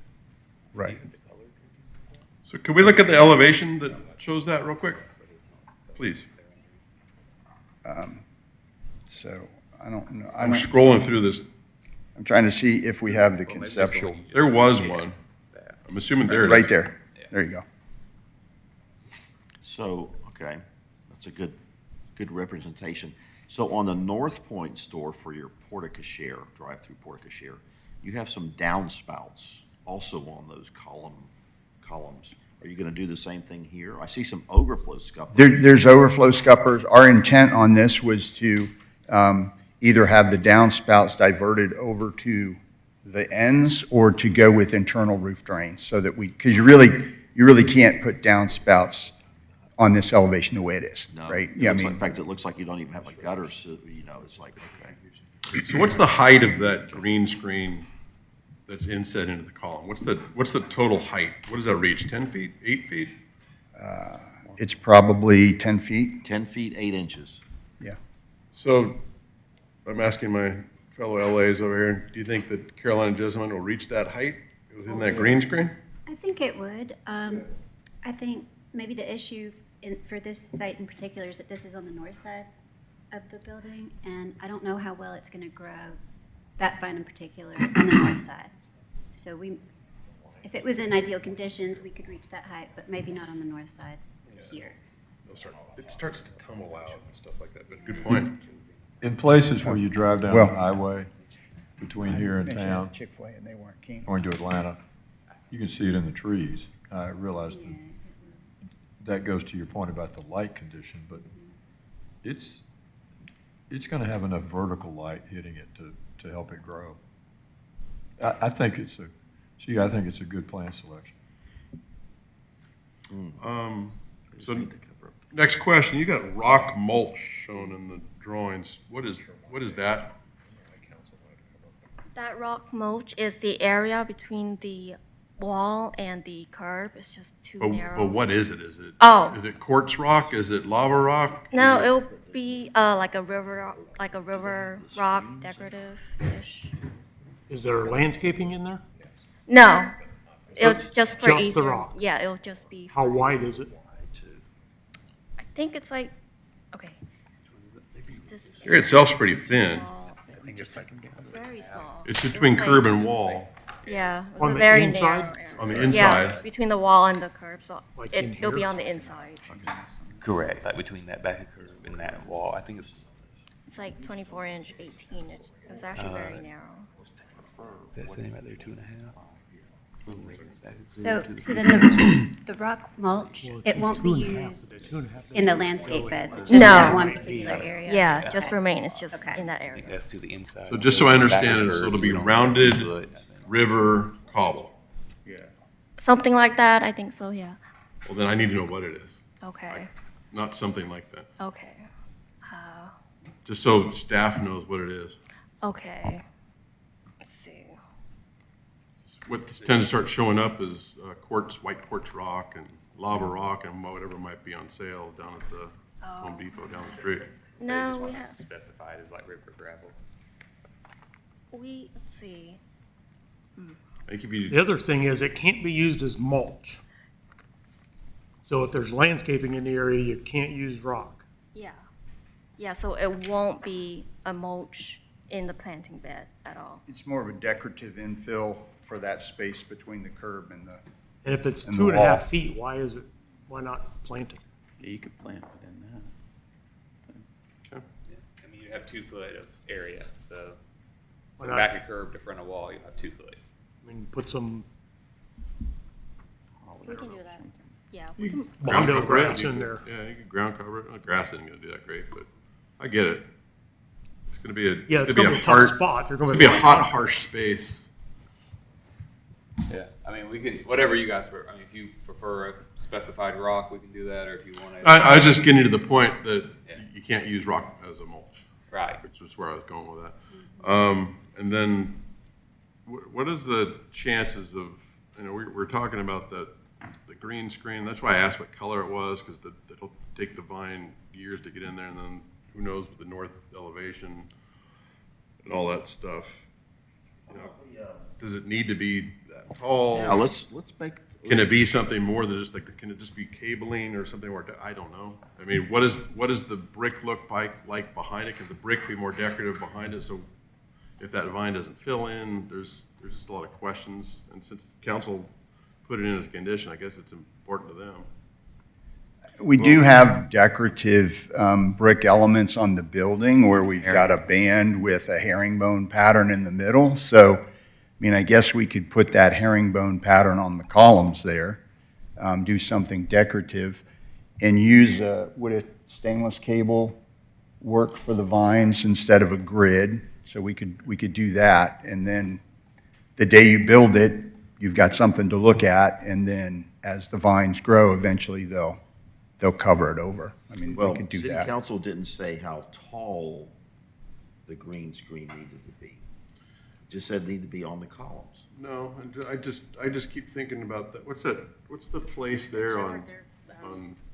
In the, Web Ridge and a U8 on the west side, Yes. but they painted it green. Oh, yeah. Painted it green. I Yeah. see, oh my gosh, I see it all the time, like, what a big mistake that was. I knew that's, I Huge knew that's mistake. what you were thinking. you look at the North Point screen, planting screen on the portico, it's much lower. Yeah, It yeah. only goes It's about only half. like 4 or 5 foot tall. Yes, and I think we can do the same thing here. Yeah, I think And then, and add the decorative brick. Yes. detail. I would do the I would just as soon do cabling, decorative brick behind it in case that vine never does what we all think it might do. Then at least it's a decorative column. okay, Absolutely. we got a backup. Or if So- the maintenance guys go through there and decide they want to round it over like a little shrub, who knows? What height then? So we're talking putting the decoration on the brick and then also lowering the Lowering the height of the I would just screen. get rid of the green screen product and cable it. Cable, right. I mean, cables, correct. on cable. All right, I think we've come to a good compromise here. How about that? What do you call it that? I did find a note about the specifications for the stone. It's called, it's defined as river rock with light gray to buff to dark brown, 1 to 3 inches in size, So it's River Rock. with a weed barrier underneath. That's if it's allowed. I don't think they're gonna allow it. Staff will. I mean, it can't be a mulch. So if there's No. any landscape material in there, no. Sounds like it's. But if it's just an area where landscaping isn't gonna grow and it's gonna look worse, then I think that's a good, Okay.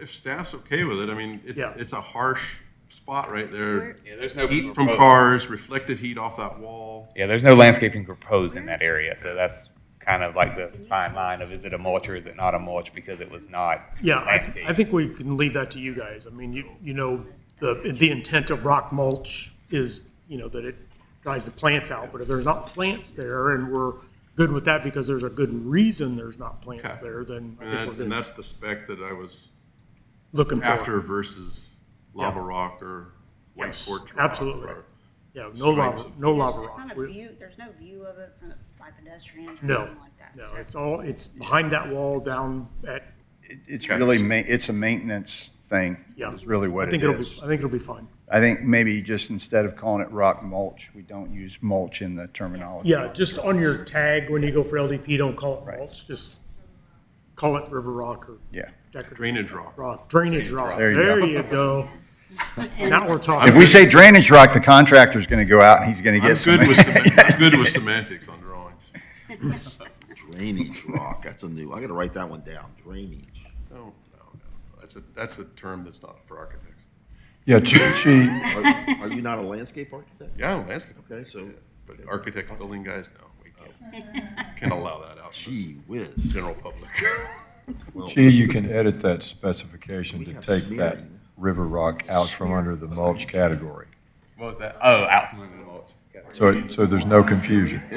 Yeah, maybe specify what type of mulch is to be used for the landscape bed versus that specific area. Oh, okay. While we're on this page right here a second, oh, I guess we're gonna, well, let's, any other landscaping? No, we got the weeds on the mulch, I was just making sure it wasn't quartz or lava. Okay, and then we cover all the other conditions, I guess, okay. Okay, all right, next up, I guess, well, we don't need to look at signage, do we, Brett? No. Okay, except I do have a question. Oh, this one's different than what's in our package. I couldn't find where the flagpole was in our package. Where's H? Where's H? Where's H on this drawing? Oh, there it is, I see it now. I found it. It's in the, right here. Yes. In the Yeah, and that's what I was gonna say, in talking with. No, there's no tree, or, wait.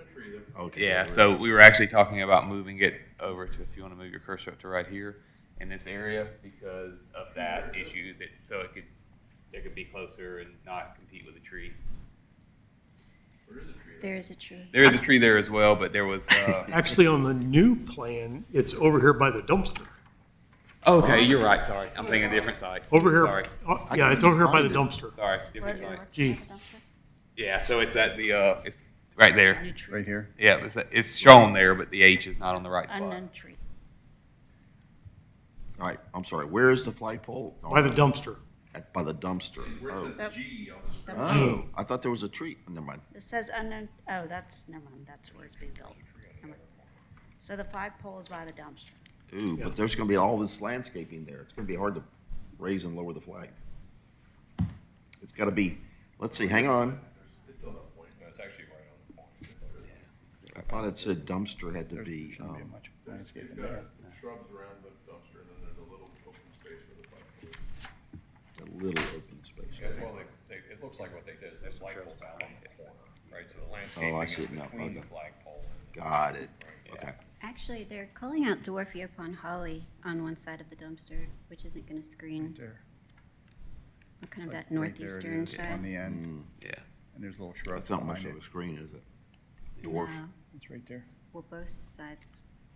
Both sides. There's probably a better place for that flagpole.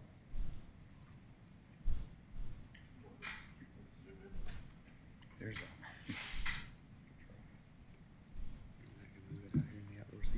So you need something taller and evergreen around that dumpster to satisfy that condition of screening it, or if Yopon's too small.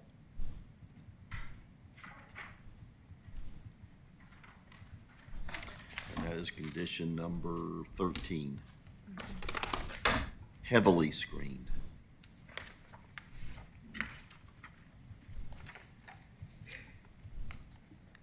Screen doesn't height the screen the dumpster. Okay.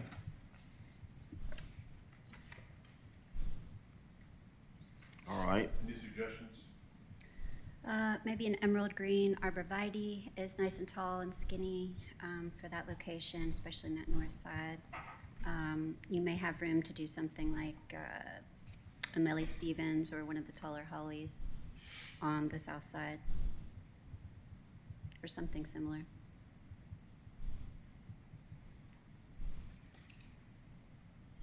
B2.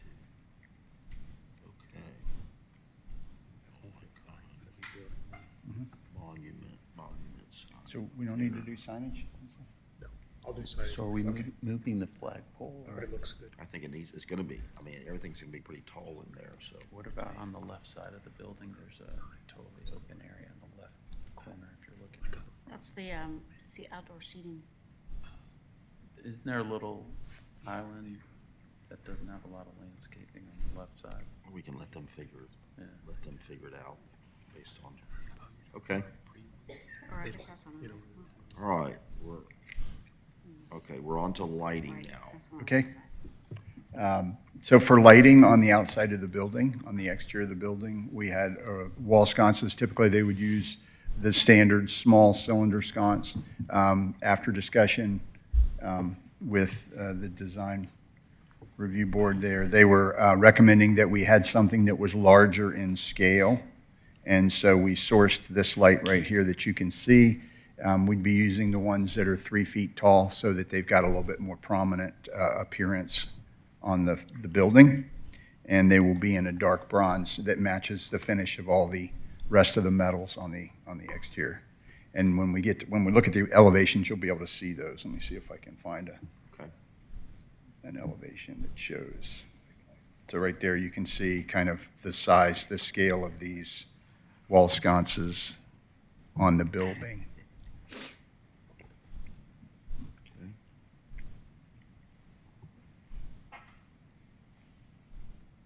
Okay? All right, what's next on your? So next on there is just a quick shot of the floor plan of the building so that you can sort of see it. Back of house, the play area, there's dining, order serving, and the drive-through, so that the dining is facing that parking lot, and the drive-through that wraps around the back, you can see, is over there on the back of the house. And in terms of materials, so originally when we sent sort of the last group that we sent through, we've kind of gone back and forth. We had originally developed a design that was substantially similar to the North Point building, and then we got an email feedback from the design review board that said that we should use the brick color to be the same as the Avalon Chick-fil-A. And so right there's the Avalon Chick-fil-A, and this right here is the sample of the brick. The brick that was used on Avalon was Salem Tudor.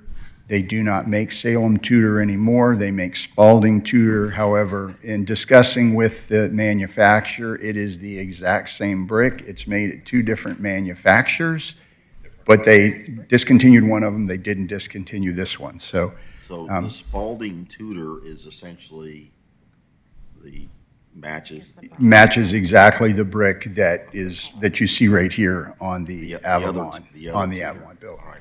And so we took a lot of the design cues you can see as far as the decorative elements with the herringbone, with the borders and the soldier course banding and all that is projected out from the face of the building to provide shadow lines. And then the rest of the materials really is that paint color. So all of the metal will be that paint color, which matches a dark bronze. The storefront will be a dark bronze as well. So it's a pretty simple material palette. Quick comment that Holly had mentioned, that little inset up above where the Chick-fil-A logo is. Yes. That would look good on those columns we were discussing earlier with the vine and all. Correct, yes. That's what you were saying, right? That type of detail element is what we would incorporate vertically into the columns. Yeah. Mm-hmm. Okay. So, and this has to do with condition number 2 from City Council condition. I'll read this. Building shall have significant architectural details on all 4 sides and shall be substantially similar to the location at Avalon or North Point. Final approval by DRB. Awnings shall be black and windows along State Bridge Road shall have a transparent transom. Final approval by DRB. Correct. Okay, so. Yep. So is this representative, what we're looking at the picture on our monitors? So now we're going to go into the elevations. So these are the elevations of the building. We did the original design was much lower. It was just sort of the standard prototypical parapet heights for the Chick-fil-A's, but we did raise all the parapet heights to get them up to the same height as what the building over at North Point is. You can see over on the left side over here, we've got a cut through, but that's basically what that porte cochere is. So that porte cochere is the same brick. It extends out and creates a drive-through. We increased the height of all the storefront to give it kind of that more sort of industrial warehouse feel to it. So the scale is much higher. And then we've got the sort of decorative elements. You can see where we're doing sort of a brick band with a herringbone pattern. And you can see that that's distributed across the elevation. This is the west elevation, which would be facing the parking and the main entry.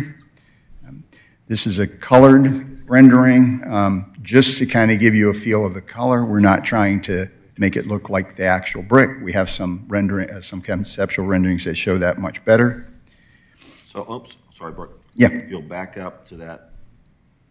So over there in the play area, which is the far right. Yes.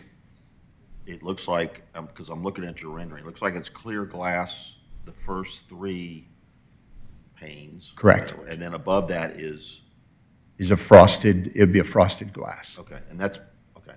So you're not looking up into the upper areas of the plate? No, that's not the intention. Because I see it on, I'm looking at this rendering. I got you, okay. And it's- Just look at the one on the screen, like, how do you do brick. So I'm looking at my computer, and it has brick on your rendering that you did there, has brick shown up there. It looks like you're looking through glass into brick. Oh. Aren't there high ceilings in that section? And it's the rendering that, let's see, what was?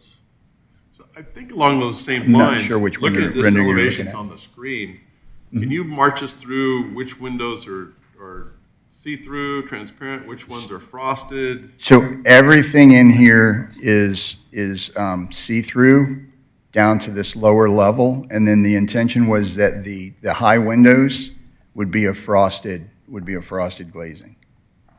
What was the purpose of the frosted glazing? It's because where we're going to have the roof structure, so that we can keep that roof structure a little bit lower. So it's basically, there's a ceiling inside the There's going to be ceiling back up in behind there that you So don't want to wouldn't see. you consider just doing a spandrel glass versus a frosted glass? We can. We do have actually a spandrel glass that's a very close match to the glass that's the standard for the Chick-fil-A. So yeah, we could do I would spandrel recommend glass. The frosted glass, I mean, it doesn't really serve the purpose that you're trying to achieve. I'd recommend a spandrel glass that matches Sure. the clear glass in reflectivity. Right. Yeah. And I'm trying to remember the issues with the Avalon store when they switched, when they started doing those interior changes, and then it affected the glass on the outside, and we ended up with 3 types of glass, if I recall, which I don't really recall, but there was I don't remember the specifics. I just remember there was different glass, and we had to sort of They were monkey proposing, about with some of it. they were proposing different things, and we got them to change it to be the same. They were going to do a film. Yeah, they were going to do a film. Right. Is that it? Yeah. Okay. Yes. And Yeah. then we went to frosted glass. So Yeah. So for this elevation, exterior elevation, is that true of all the glass as it goes around? All the glass that would be, so the only other glass, if we go around the building here, so this is on the back side of the building. It's got transom windows that are transparent, that look into the space. Okay. And then if we go over here, this is over on the drive-through side, so the only glazing that you have is the drive-through door that you can see behind there. And then on this side, there's the play area, the other side of the play area. So once again, that higher area up there would be a spandrel. The one thing I was going to ask with the play area, isn't the ceiling higher in that area? The ceiling is higher, yeah. So wouldn't you just use clear glass on the clear story area in the area where the ceiling's high? If we'd have to look at the structure in order to make it high enough to allow that. So it would be great if we can do that. So if I can do that and I can have the structure to an elevation where I also have to deal with my rooftop units and my sight lines. So If I can make that happen, then that would be, that would be very nice to do. I can't guarantee that right now that I would be able to make that without going and going through my structure. Are there any safety issues with putting glass up that high in a play area? I'm just thinking out loud here. I mean, I know they're in tubes and. They're held back from where they're in the center of the space, so you wouldn't really be able to get up there. Okay. And typically, there's screen around them so that kids can't fall down from a height. Okay. Let's look at the Old Milton Parkway. Well, before you go off of this, these light fixtures, are they drawn to that 3-foot scale? Yes. Okay. Yeah. Yeah, they appear to be. I thought they were, okay. Yeah. Pretty large. Look at, which one did you want to go? I'm sorry, let's go to the Old Milton Parkway. State Bridge? State Bridge, Old Milton Parkway, whatever the name of that You passed it. thoroughfare is. Back the other way. This one, the materials. No, go back. Yeah, go back. Oh, I'm sorry. State Bridge. Okay, So, that one. right there. Okay, so, because another council condition, windows along State Bridge Road shall have a transparent transom. Final approval by DRB. So where is this? Correct. So all of these windows right here, these are the transparent transoms.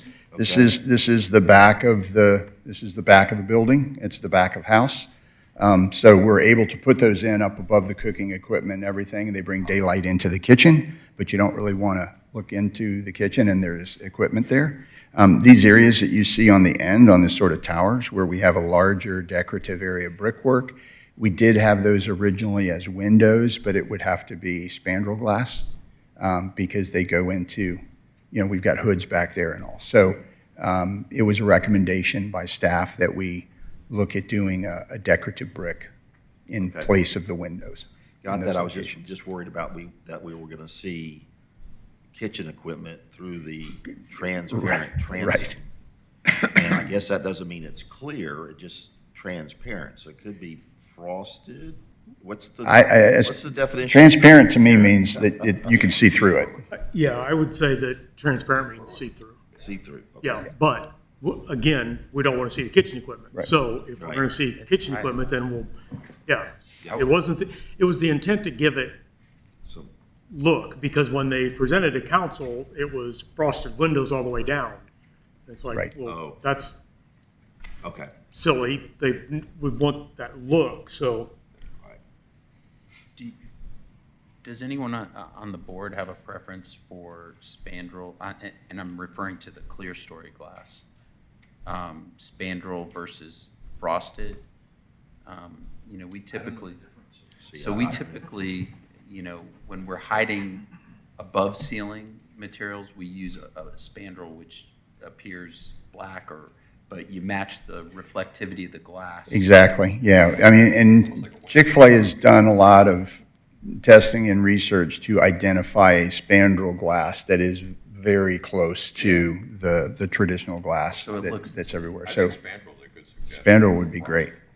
Yeah, they put, on the back of the glass, they put a fritted surface, what they call fritted, and then you can't see through it. It's a solid surface. It's like looking at a window with a dark room behind That's it, right. right? Exactly. You can't. That's right. Yes. I think it matches up pretty well. That's fine when they go with spandrel. Makes sense. Yeah. Sure, that would be perfect. Okay. All right, what else do you have on your, So then we have, in order to try to get a little better appearance, we did some conceptual renderings. Let me get to them. Oh, we got sight lines. So we did sightline studies. There's a view from the shopping center drive on the top. There's a view from State Bridge Road over there on the bottom. The roof elevation is at 16'6". The RTUs, rooftop units with curb height, are 5'8". The top of the RTU is at 22 feet 2, and the top of the lowest parapet is at 22 feet 4. So you would never have an instance where you're going to see the rooftop equipment from the street. And then these are some renderings, so you can see up in the upper right-hand corner, that's the actual brick sample that we were passing around. And so these are the sort of conceptual renderings that you can see where we were trying to get that brick to look And I think the guy did a pretty good job. Our rendering guy did a real good. If you probably saw the original ones and they didn't match at all, so. I have a question about the columns on the pickup area. Can we get those the same as the ordering area? Because you were talking about doing a herringbone inset. Oh, yeah, and a absolutely. lower Right. vine. Yeah. That way it's. Absolutely. So he's talking about the order point canopy. So there, the columns come all the way up to the underside of the canopy, and so we will make those columns match with the pattern and all. Can you put the other one up quick? The one that we're referring to that does have the herringbone? There's one you just. What? It doesn't show it. We in haven't here. designed We're it yet. gonna lower that green screen and make herringbone Oh, I above thought it. you said, but same as one that was on a different. Well, same as that we talked about. Oh, I got you, okay. So that both the ordering canopy and the pickup canopy, the columns match. Right. Ordering and pickup. I see what Yeah. you're saying. And that'll be on all four sides. Yeah. So actually, when you're driving through the porte cochere, you'll see that pattern on all four Yes. sides as well. That'd be Yes. awesome. I think that'll help tie both ends kind of together. Yeah, that would be very nice. Okay. Anything else on your, is that it? I think that covers it. Okay. I actually have one question. Condition number 7 talks about foundation planting on all sides of the building, and I'm not really seeing it on this main entry elevation of the building. It says either in ground or in planters. About putting in pots along that front, so it's not shown on this. We don't have I it, think if you yeah, we like- don't have it in the renderings. Yeah, if you went to North Point, there's pots along that side of the building. So I think that was gonna be the thing that we were gonna do is the pot, because I think it said in the condition actually. It did. For pot, yeah. And is there room to do that on that sidewalk and still have accessibility?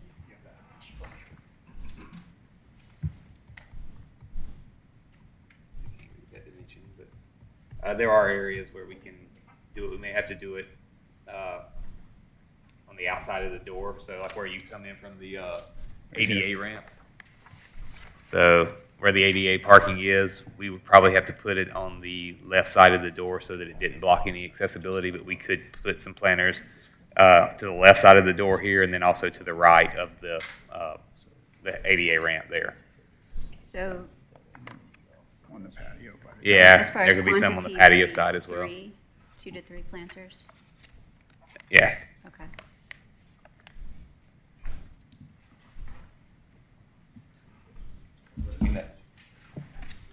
Okay.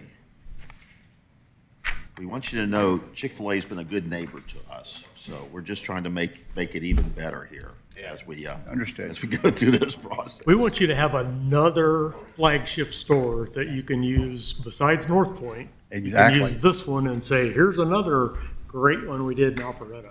Well, I drive around here and it is a very impressive, Well, city. thank you for bearing with us. Okay. This board works hard at that.